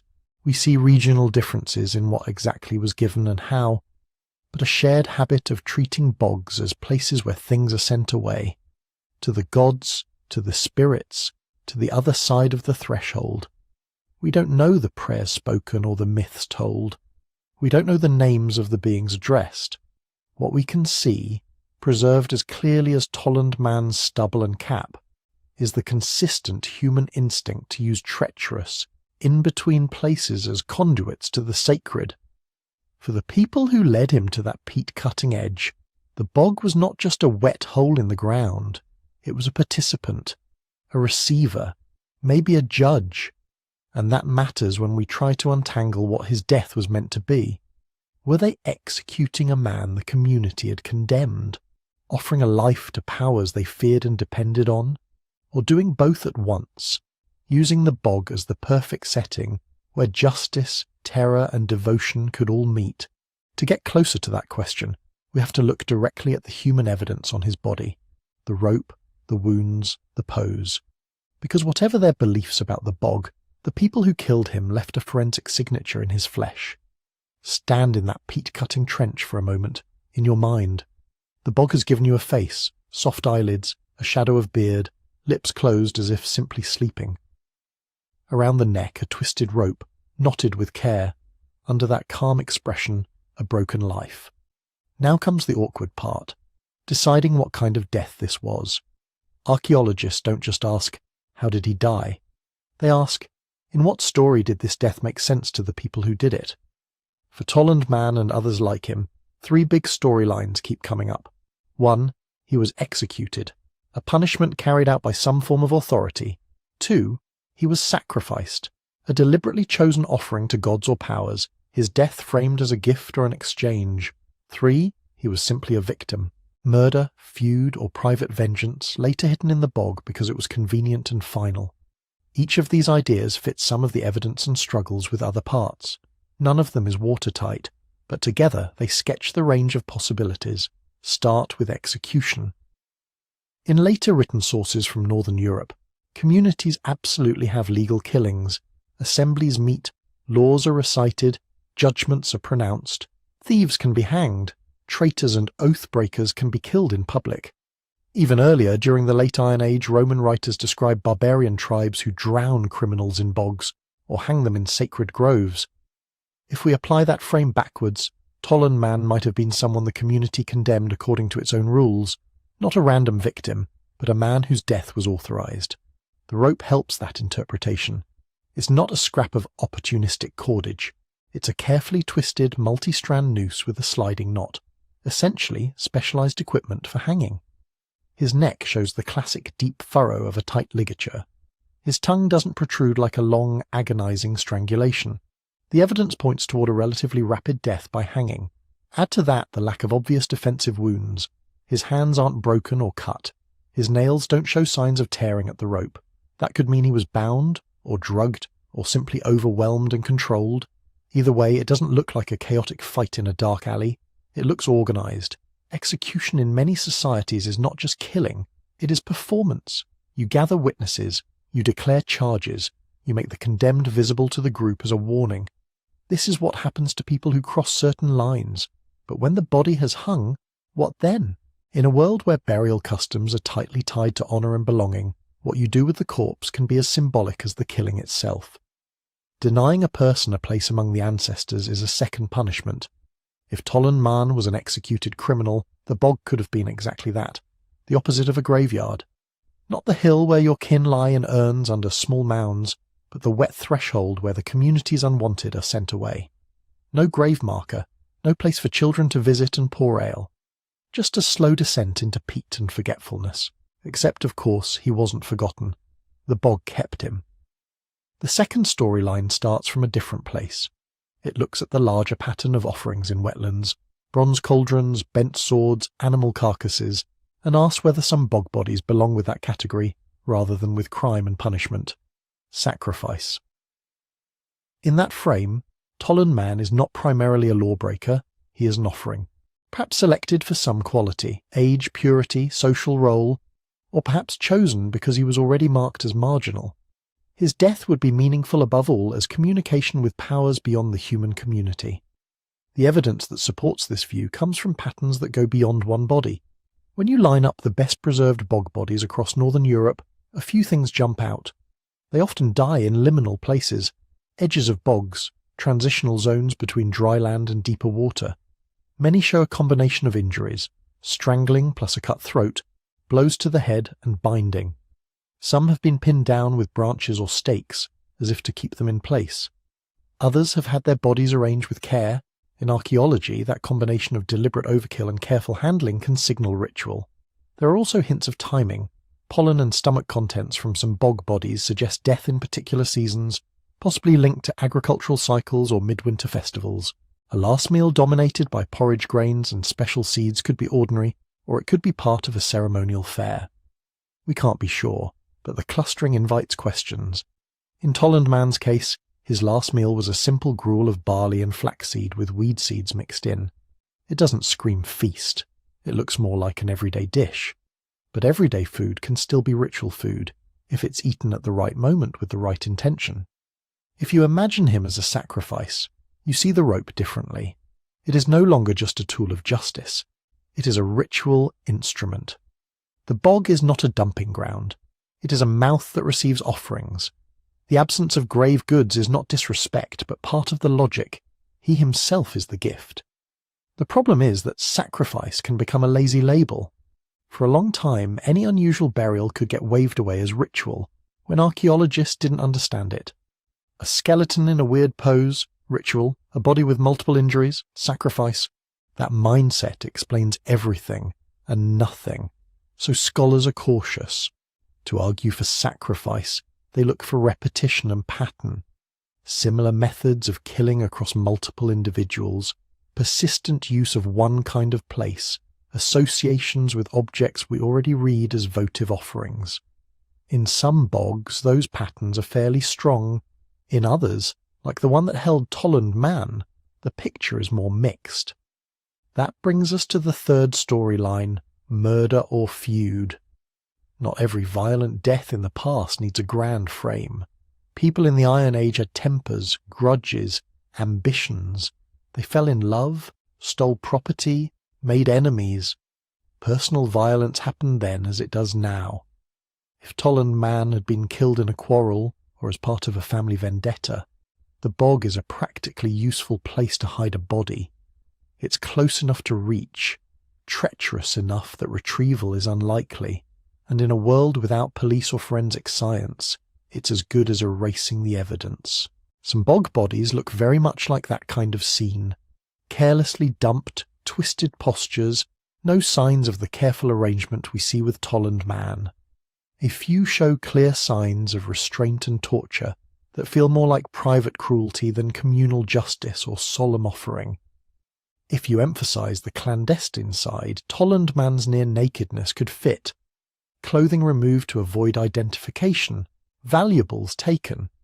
The rope could be whatever was at hand. The calm expression might simply be the result of rapid burial in oxygen-poor peat, not a sign of serenity in death. So how do scholars sort through these competing scripts? They weigh context, piece by piece. Location. Is the body alone or in a cluster? Close to known ritual deposits, or in a random corner of the bog? Tollund man lay alone, but in a region already rich in evidence for wetland offerings. Bindings and position. Are there signs of deliberate restraint? Are limbs neatly arranged or flung? His body was curled, arms folded, almost like a sleeper. There's no clear evidence of tied wrists or ankles, but the posture doesn't look like an uncontrolled collapse. Injuries. Is there a single efficient killing blow, or multiple different forms of violence? His primary injury is the hanging itself. There are no apparent stab wounds, no skull fractures, no throat slashing. That leans more toward orderly execution than frenzied attack or multi-dimensional triple death sacrifice. Deposition method. Was he pushed in, dropped from height, pinned down, covered over? Tollund man appears to have been lowered or placed gently.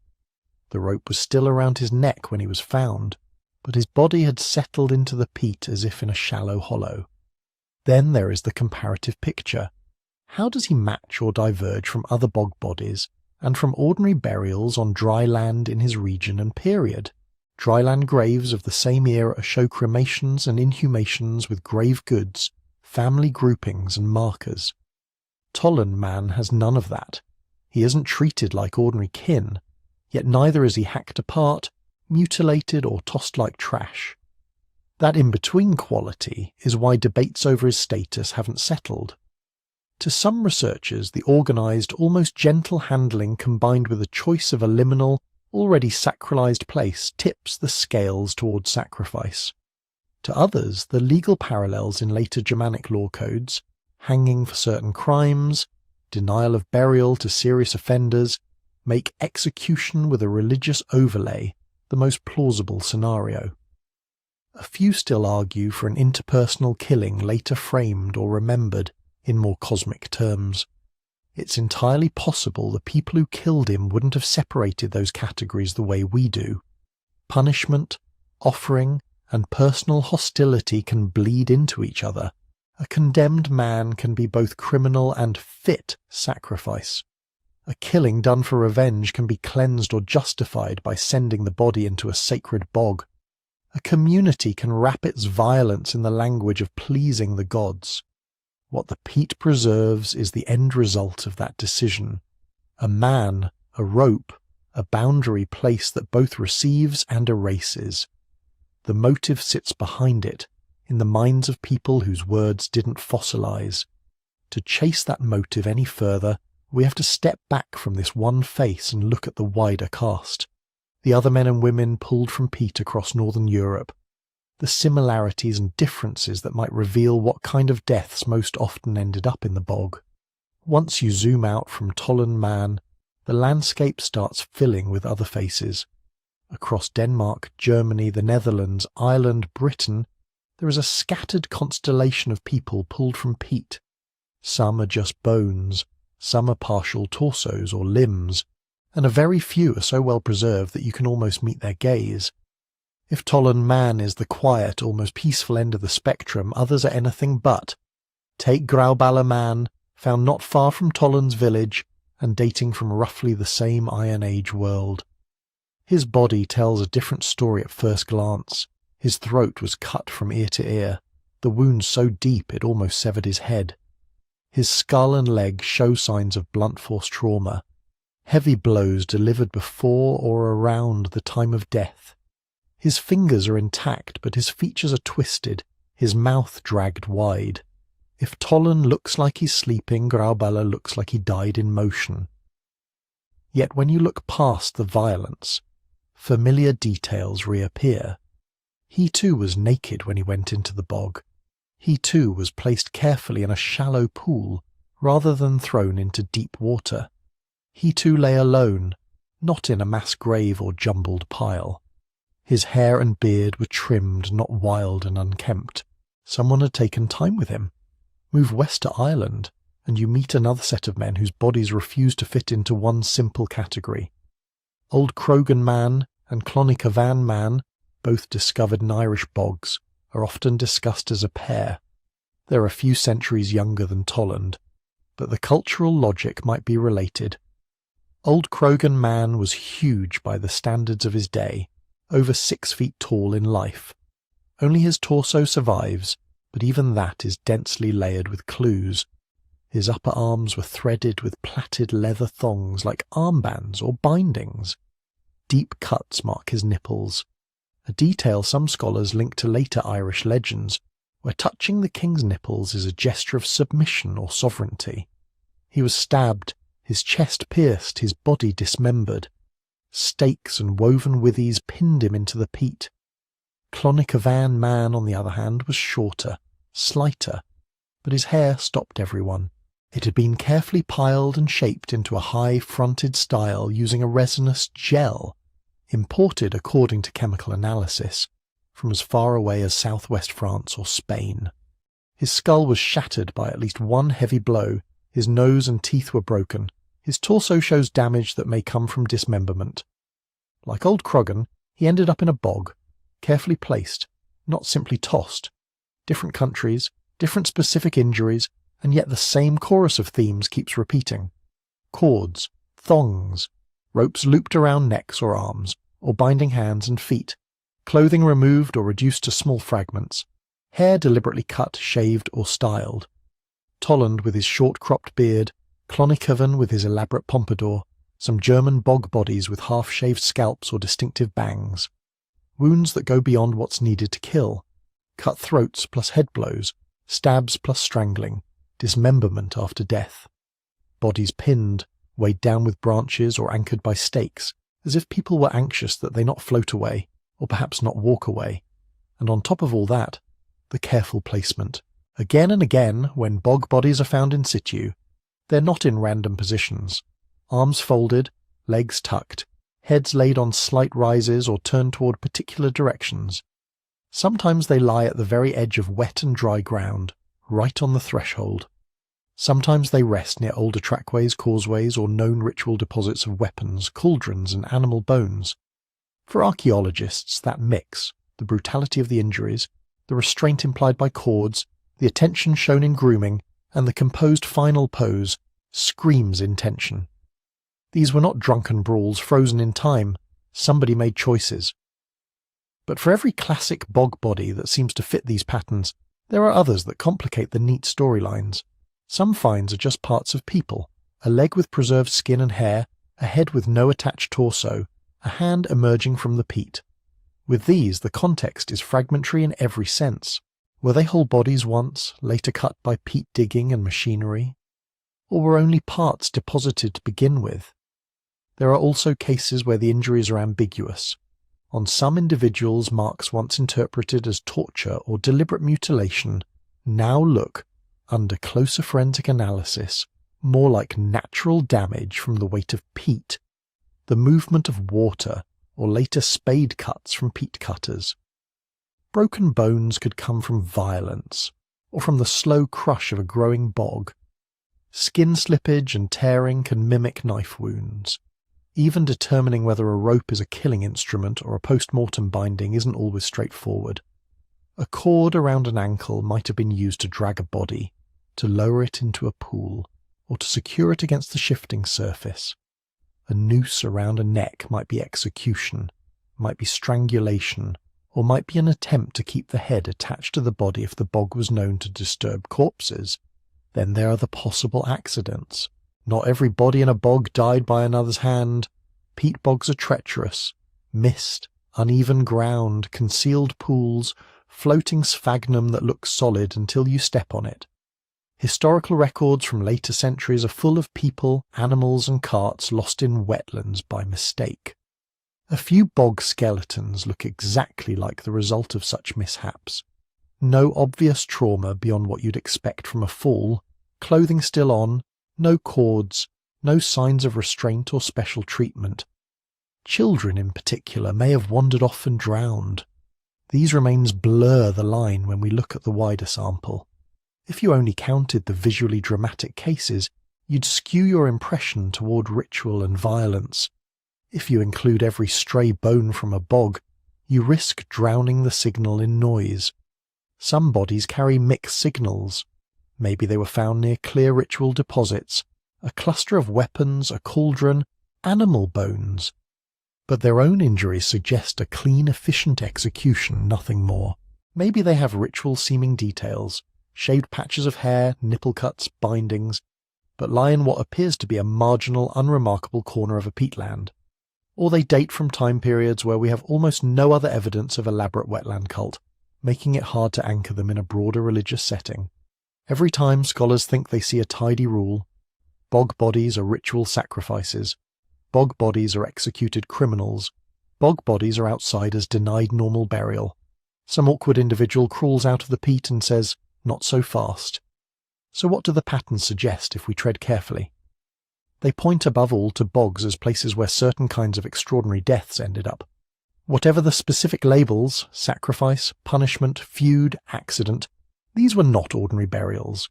When Iron Age communities wanted to treat a death as normal, they had cemeteries, urnfields, flat graves, barrows.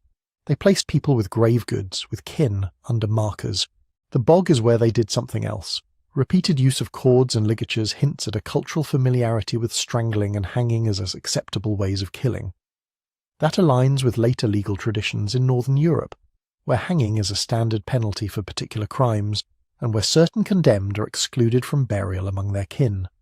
The careful grooming and hair treatments, the deliberate shaving or styling, suggest that people's appearance at the moment of death mattered. It may have reflected status, chosen role, or ritual preparation. Decorating or transforming the body could have been part of marking someone as set apart, either elevated as an offering or representative, or degraded as someone stripped of ordinary identity. The combination of multiple wounds on some individuals, the so-called overkill, combined with pinning or weighting in bog pools, hints at a worldview in which sending someone into the wetland had to be done thoroughly. Maybe this was about preventing restless dead from returning. Maybe it was about making sure the gods, spirits or powers of the bog really received what was sent. Maybe it was about demonstrating, very visibly to the living, that certain boundaries had been crossed and that the response would be total. At the same time, the presence of accidents and more prosaic violent deaths in bog contexts reminds us not to mythologize every corpse. A place that is both dangerous and sacred will collect both ordinary and extraordinary endings. Some people probably did just fall in. And then there is the most disruptive pattern of all. Every new body has the power to overturn the framework built from the last ones. When Tollund man was first studied in the 1950s, he helped cement the idea of the bog sacrifice, the serene victim, the ritual rope, the holy marsh. Later, finds like Old Krogan and Clonny Caven, with their apparent links to kingship symbolism and imported beauty products, push some scholars toward images of failed rulers, elites turned into offerings. Improved dating has shown that what once looked like a wave of sacrifices at one moment in time actually spans centuries. Re-examination of old photographs and field notes has downgraded some triple deaths from ritual martyrdoms to more mundane combinations of wound and bog damage. With better CT scanning, isotope analysis, and microscopic study of hair, skin and contents of wounds, interpretations keep shifting. A cut once thought lethal turns out to be post-mortem. A supposed binding mark is revealed as a fold from compression. A hairstyle reveals trade connections that force us to rethink who these people were in life. In that sense, Tollund man is not a solved puzzle, but one node in a moving pattern. He shares the rope, the liminal location, the nakedness, the careful placement with many other bog bodies. He lacks the multiple violent injuries and dramatic mutilations of some Irish and Danish counterparts. He sits somewhere between the clearly accidental bog dead and the theatrically overkilled ritual victims. As more faces emerge from the peat, the picture of Iron Age life and death around bogs becomes both richer and stranger. Instead of narrowing toward a single explanation, the evidence keeps widening the spectrum of possibilities, suggesting that communities use these wetlands as flexible tools for dealing with people who, for one reason or another, could not be allowed a normal place among the ancestors, and that is where modern science has to tread very carefully. Because as our techniques for reading these bodies improve, the temptation grows to read more into them, to reconstruct individual biographies, motives, courtroom speeches, whispered prayers. The peat will give us skin pores and stomach seeds and knot patterns in rope. Whether it can ever give us the ethics of what was done, and how we should respond to it now, is another question entirely. Modern science begins in many ways with restraint.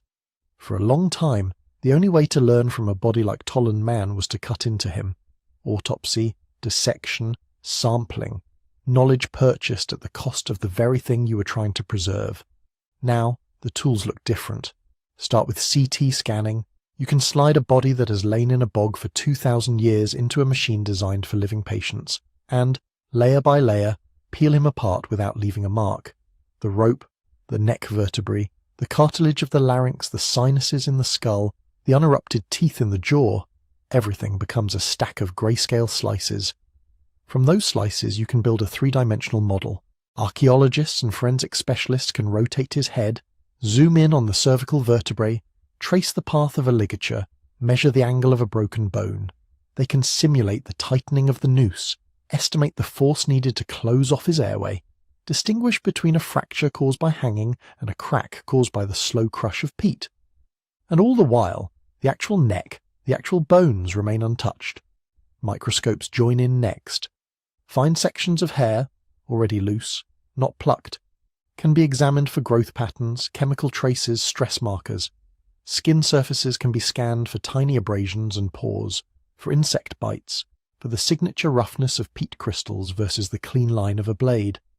Non-invasive doesn't mean non-intrusive in a moral sense, but technologically it is a revolution. It means you don't have to choose between the body as an object of study and the body as an object to be preserved. Then there's DNA, the glittering promise at the core of so many ancient skeleton studies. With bones from a cold, dry cave, you can sometimes conjure entire genomes out of powder. You can assign ancestry profiles, track migrations, compare ancient people to modern populations, find traces of diseases written into their chromosomes. With bog bodies, that promise runs into acid. Peat is wet, yes, but it's also chemically aggressive. Its acidity breaks down bone mineral. Its tannins bind to proteins in skin and connective tissue, tanning them in the literal sense, which is great for outer preservation and terrible for the fragile spiral molecules hiding inside cells. DNA strands get chopped into fragments, then into fragments of fragments, until what's left is more like confetti than a scroll you can read. There have been attempts. Tiny samples taken from deep inside bones or teeth, where conditions are a little more sheltered, sometimes yield short stretches of genetic code. Enough, maybe, to say this person was biologically male, or to place them on a very broad branch of the European genetic tree. In rare cases, enough to suggest they weren't closely related to other people buried nearby. But a neat, complete genome? In peatlands, that's still more hope than expectation. So modern science leans harder on other chemical messages, the ones that don't dissolve as easily. Isotope analysis is one of the quiet workhorses here. It sounds abstract, but think of it as the body's travel diary. The water you drink and the food you eat carry particular ratios of different forms of elements. Slightly heavier or lighter versions of oxygen, strontium, carbon, nitrogen. Those ratios vary from region to region, from coastal to inland, from limestone hills to granite plains, from a barley-based diet to one rich in meat or fish. When you eat and drink, Those isotopic signatures get locked into your teeth and bones, building up over time. Take a tiny sample from Tollund man's tooth enamel. Just once, because enamel forms in childhood and never changes again, and you get a snapshot of where he grew up. Compare that to samples from his bones or hair, which remodel over years or months, and you can see whether he stayed put or moved later in life. For some bog bodies, the result is very local. The isotopic profile matches the groundwater and soils within a relatively small radius of the find spot.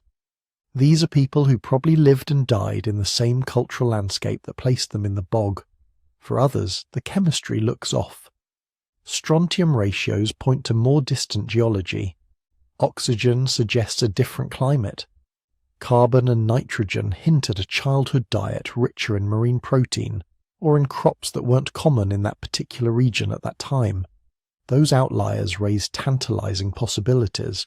Were they traders, hostages, outsiders captured in war, individuals moved as part of marriage alliances, people selected precisely because they came from elsewhere, and thus made powerful ritual offerings? Isotopes can't answer motives, but they can tell you that at least some of the people who ended up in northern European bogs were not born right next to them. The wetland was not just a local stage, it was part of a wider network of movement and contact. All of this, CT scans, microscopic hair analysis, isotopes, experimental DNA attempts, depends on one fragile condition. The body has to survive long enough to be studied, and that is where conservation becomes its own quiet drama. Inside the bog, Tollund man was in a kind of chemical deep freeze. Dark, cold, oxygen-poor water cut off most of the microbes that would normally eat a corpse. Acids and tannins pickled his skin, shrank his soft tissues, stabilized him in a strange equilibrium. The moment he was pulled out of that environment, that equilibrium shattered. Dry air makes tanned skin crack. Oxygen wakes up dormant bacteria and fungi. Temperature changes make already fragile tissues expand and contract. If you simply left a bog body on a table, it could go from astonishingly preserved to collapsing ruin with alarming speed. So conservators have to stage a kind of rescue operation. They carefully control humidity and temperature. They soak some remains in special solutions to replace the water in the tissues with more stable substances. They support limbs and heads so that gravity doesn't slowly distort them. They battle mold, monitor pH levels, and sometimes accept that parts of a body, organs for instance, will never be stable enough to keep and must be documented, and then allowed to decay. Every decision is a trade-off. Every intervention that stabilizes the remains also changes them. Every day on display is a day of slow, almost invisible wear. And this brings us to the question that hangs, uneasily, over every glass case that holds a human being. What exactly are we doing when we put a man like Tollund in a museum? On one level, the rationale seems straightforward. These bodies are extraordinary historical documents. They show us how people lived and died, what they ate, what they believed about wetlands, punishment and sacrifice.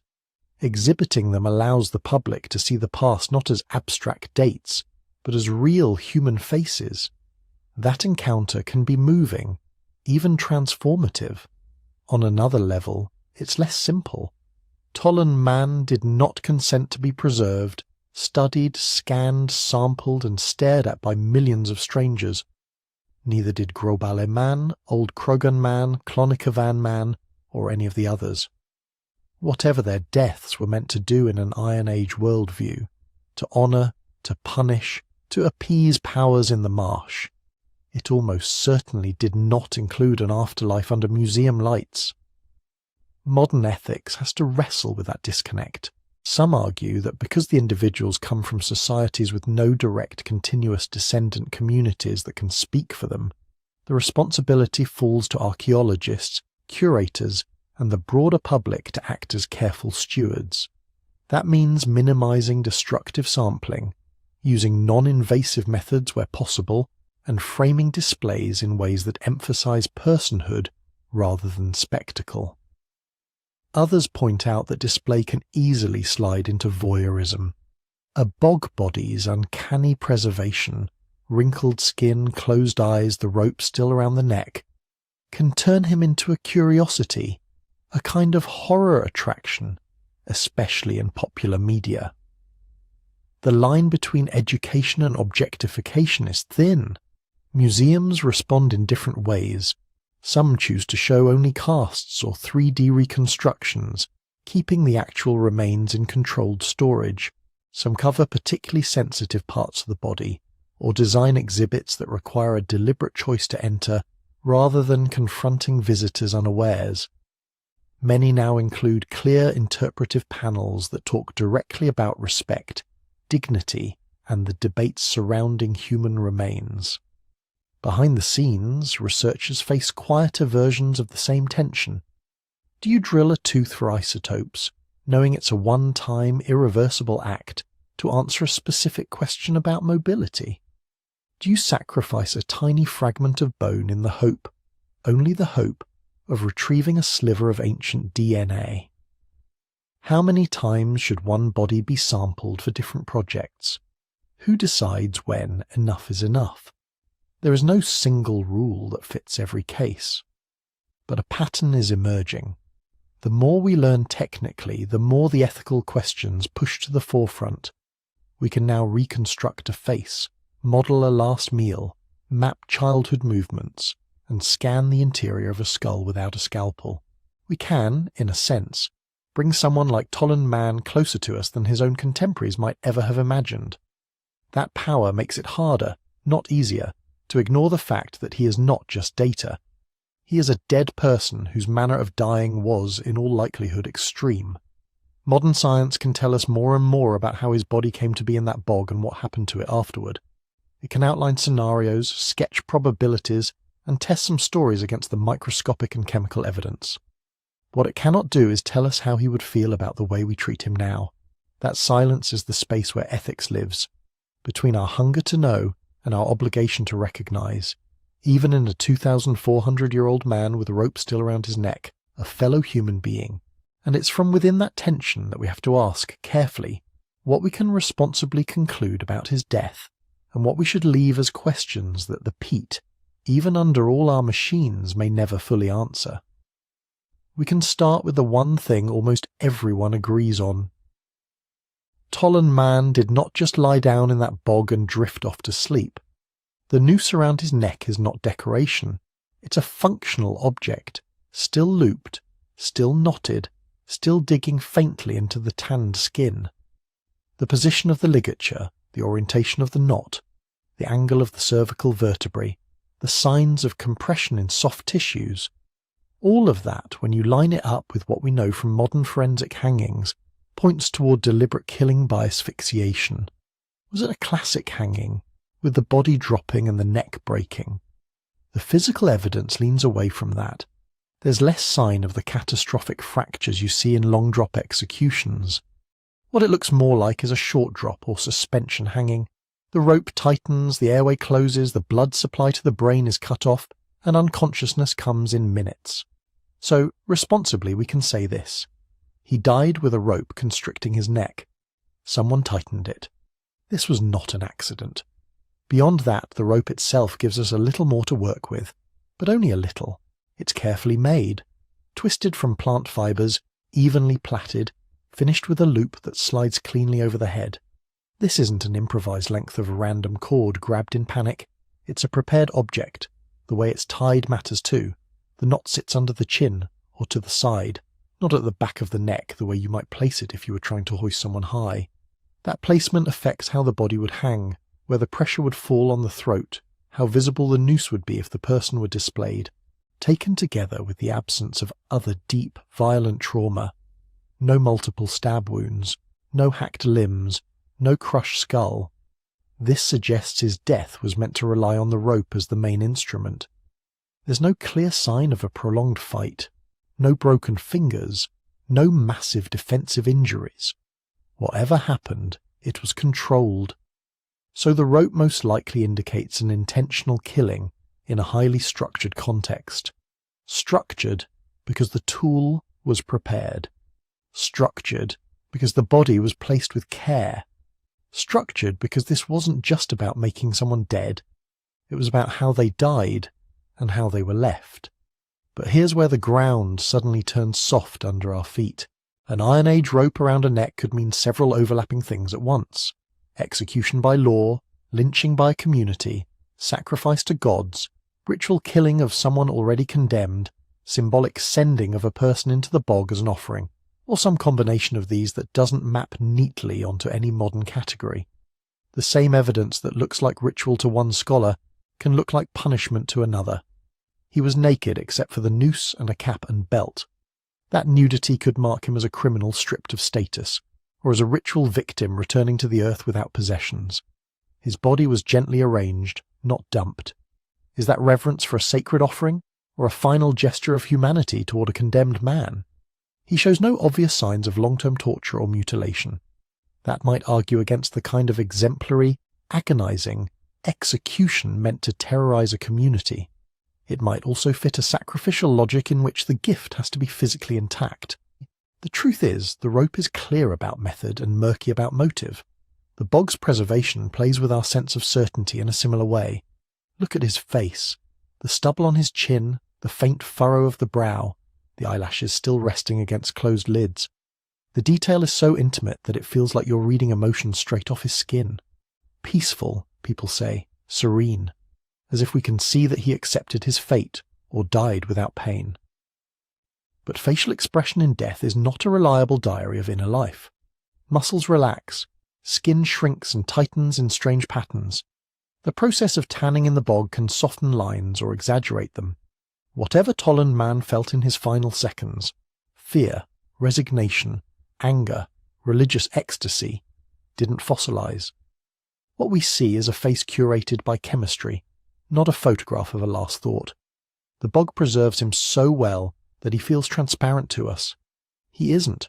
What we can use him for, with more confidence, is as a lens onto the wider world that produced him. His stomach contents place him in an agricultural community that knew how to grind grain, cook porridge, and combine multiple ingredients in a single dish. The absence of meat in his last meal suggests that on at least that day, meat was either scarce or deliberately avoided. Some have argued that the unusual seed mix looks ritual, a special concoction. Others point out that poor folks across history have eaten whatever grain and weed seeds they could scrape together. The state of his teeth and bones points to a life that involved hard work and periods of nutritional stress, but not the catastrophic malnutrition you see in repeated famines. He lived long enough to be an adult, old enough for lines to etch themselves into his face, but not so old that his joints were destroyed. This fits a society where survival to middle age was possible if you avoided disease and violence, but not guaranteed. The very decision to use the bog as a place for a body tells us something about Iron Age ideas of landscape. We know from other finds, weapon deposits, cauldrons full of offerings, more bodies, that wetlands in northern Europe were not just wasted land. They were liminal zones, neither dry nor fully water, neither cultivated nor wild in an ordinary way. A rope-bound man placed there is a data point in that pattern. Whoever killed him was using the bog's in-between status for a purpose. Fear, law, belief, and landscape are all braided together here. Fear, because a death like this would have reverberated through a community, whether as warning or as sacred drama. Law, because even in a world without written codes, societies develop rules about who can be killed, for what reasons, and by whose authority. Belief, because to put a body in a place where things don't rot in the usual way, is to make a statement about what counts as an ending and what doesn't. Landscape, because this wasn't a random ditch. It was a specific wetland, part of a network of fields, paths, settlements, and sacred places that structured everyday life. What remains open are the questions that matter most to our storytelling instincts. Who exactly was he in his community? A criminal? A scapegoat? A volunteer?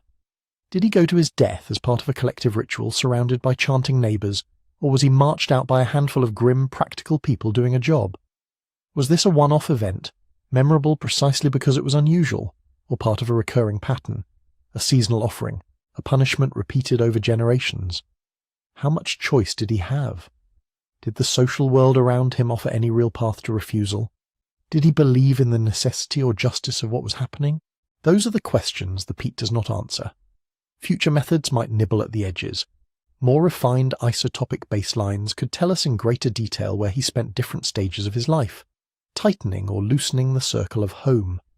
Improved DNA recovery, if the chemistry of bog preservation ever yields a bit more, might connect him genetically to other individuals, suggesting kin groups, lineages, maybe even identifying clusters of related people who met similar ends.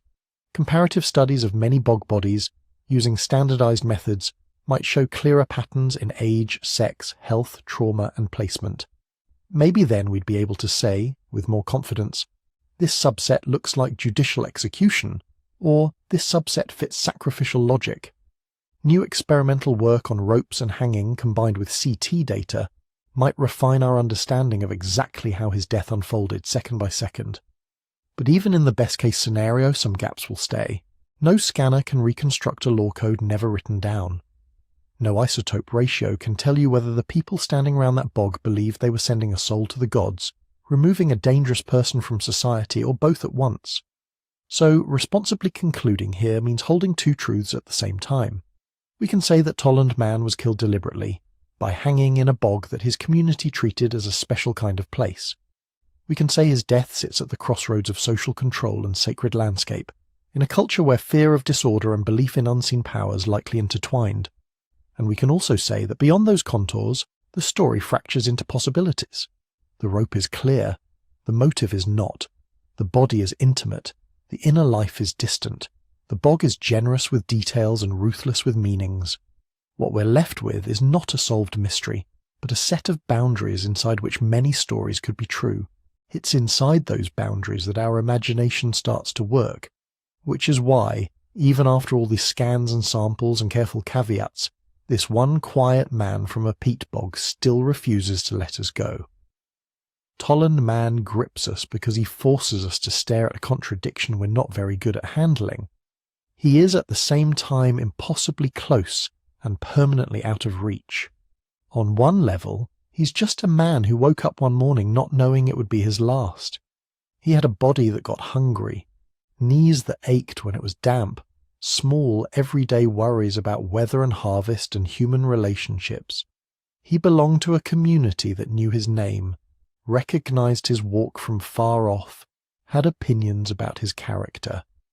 Then something happened, an accusation, a decree, a ritual decision, a crisis we can't see, and his ordinary life slammed into whatever forces were powerful enough to tighten that rope. In that collision, he stops being just a person and becomes something else. Evidence, a case study, a data point in Iron Age Europe, a specimen in a museum. We're caught between those two versions of him every time we look at his face. If he had decomposed like almost everyone else from his time, we would know nothing about him. He would be one more anonymous ancestor folded back into the soil, his story entirely absorbed into the collective past. Instead, the bog intervened. It froze one violent structured moment and refused to let it dissolve. The rest of his world has rotted away, his house, his tools, his voice, his relationships, the sound of his language, and the bog said, no. This death stays. That's part of what feels so eerie about the rope. Most ropes in history are temporary things. They fray, they rot, they're repurposed, they disappear. This one persists, long after the hands that twisted the fibres are gone, long after the people who watch them knot it are gone. The rope is still doing its job. It is still the defining line around his neck. We don't just see that he died, we see how. The instrument of his death has outlived every story that was told to justify using it. That's a disturbing thought. Because ropes around necks are not confined to Iron Age bogs. They run through gallows in medieval towns, lynchings in more recent centuries, modern executions hidden behind prison walls. Seeing one so old, so intact, makes it hard not to think about all the others we can't see. The bog has preserved not only a man but a human habit, using controlled public death to solve social problems, to manage fear and belief. That might be another reason we can't quite look away. When we stand in front of Tollund man, or look at his photograph, we're not just peering into a strange ancient world. We're looking at a mirror with the glass fogged and warped, but still reflective. Here is a community that drew a line between inside and outside, between those who belong and those who can be taken to the margin, literally to the wet, unstable edge of the landscape, and ended. That feels familiar. We may not throw people into peat bogs anymore, but we still argue about who counts as fully human in practice, whose suffering is acceptable, what sorts of violence we're willing to tolerate if we can convince ourselves it's necessary, legal, sacred, or inevitable. Tollund man is compelling not just because he's old, but because his death sits in that uncomfortable overlap between they were so different from us and they were not different enough. He also hooks into something even simpler, curiosity about what else is out there. Every time peat cutters hit a skull or a femur, every time drainage work exposes a preserved shoe or a wooden trackway, we're reminded that wetlands are layered archives. They're not just habitats, they're time vaults. If one quiet corner of one Danish bog could hold a face this detailed, a rope this legible, how many other lives are lying a few meters down in other peatlands, their skin and hair and last meals waiting in the dark? Some will never be found. Drained bogs and industrial peat cutting have already destroyed countless sites. Others may surface tomorrow, or in a decade, or in a century, when someone digs a new ditch or sinks a foundation. That open possibility, that there are still intact human stories sealed under moss and water, is a powerful fuel for the imagination. It means that our picture of the past is not finished. It could be rewritten suddenly by the appearance of another face as expressive as Tollund man's, but telling a very different story. A woman, a child, a person with clear signs of status or injury or disease that complicate our neat categories. We're living in a moment when archaeology and forensic science can do more with such finds than ever before. Tiny fragments can yield isotopes, microfossils, traces of proteins and lipids. We can reconstruct diets, movements, diseases, even seasonal patterns of stress written into bones and teeth. So each new bog body is not just a morbid curiosity. It's a chance to refine the story we're telling about how people lived, ruled, believed, and died on these wet frontiers. But alongside the analytical excitement, there's something quieter going on. Standing with Tollund man, or even just thinking about him, you can feel the timeline between his world and ours shrink for a moment. He woke up under a grey northern sky. So do people today. He walked on damp ground that pulled at his shoes. So do people today. He belonged to a tangle of obligations and expectations strong enough that, when the rope came out, there was no easy way around it. So do people today. That's where the history label falls away and what's left is sympathy, or at least recognition. We will never know what he believed about his own death. We can only decide what we believe about it standing here millennia later, in a world that still wrestles with violence, justice, and the need to make sense of endings. If you've stayed with this story all the way to this point, you're part of that work, trying to understand, not just consume the shock of a preserved body with a rope around its neck. So I'd like to hear from you. Within the limits of what we can responsibly conclude, where do you find yourself leaning? When you picture his final moments and the people around him, does it feel more like execution, more like sacrifice, or like something that doesn't quite fit either word? Share your theories in the comments, but do it with the same care we've tried to bring to his story. Curious, open, and respectful of the fact that real people were involved. And while you're down there, let me know where you're listening from.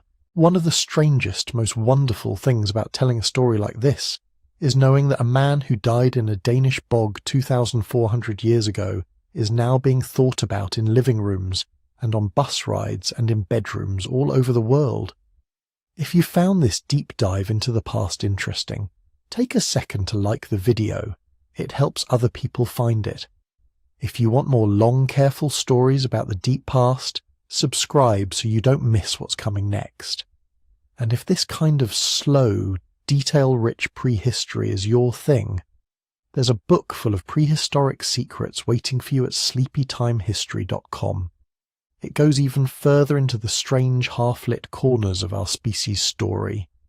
In the end, Tollund man is one person among billions who have ever lived and died, but the bog refused to let his particular death vanish. As long as we keep looking at his face, asking questions about that rope, and arguing gently about what might have happened on that cold, wet day, his story is still unfolding, threaded between their time and ours, between Pete and Pixel, between a life that ended and a history that somehow does not.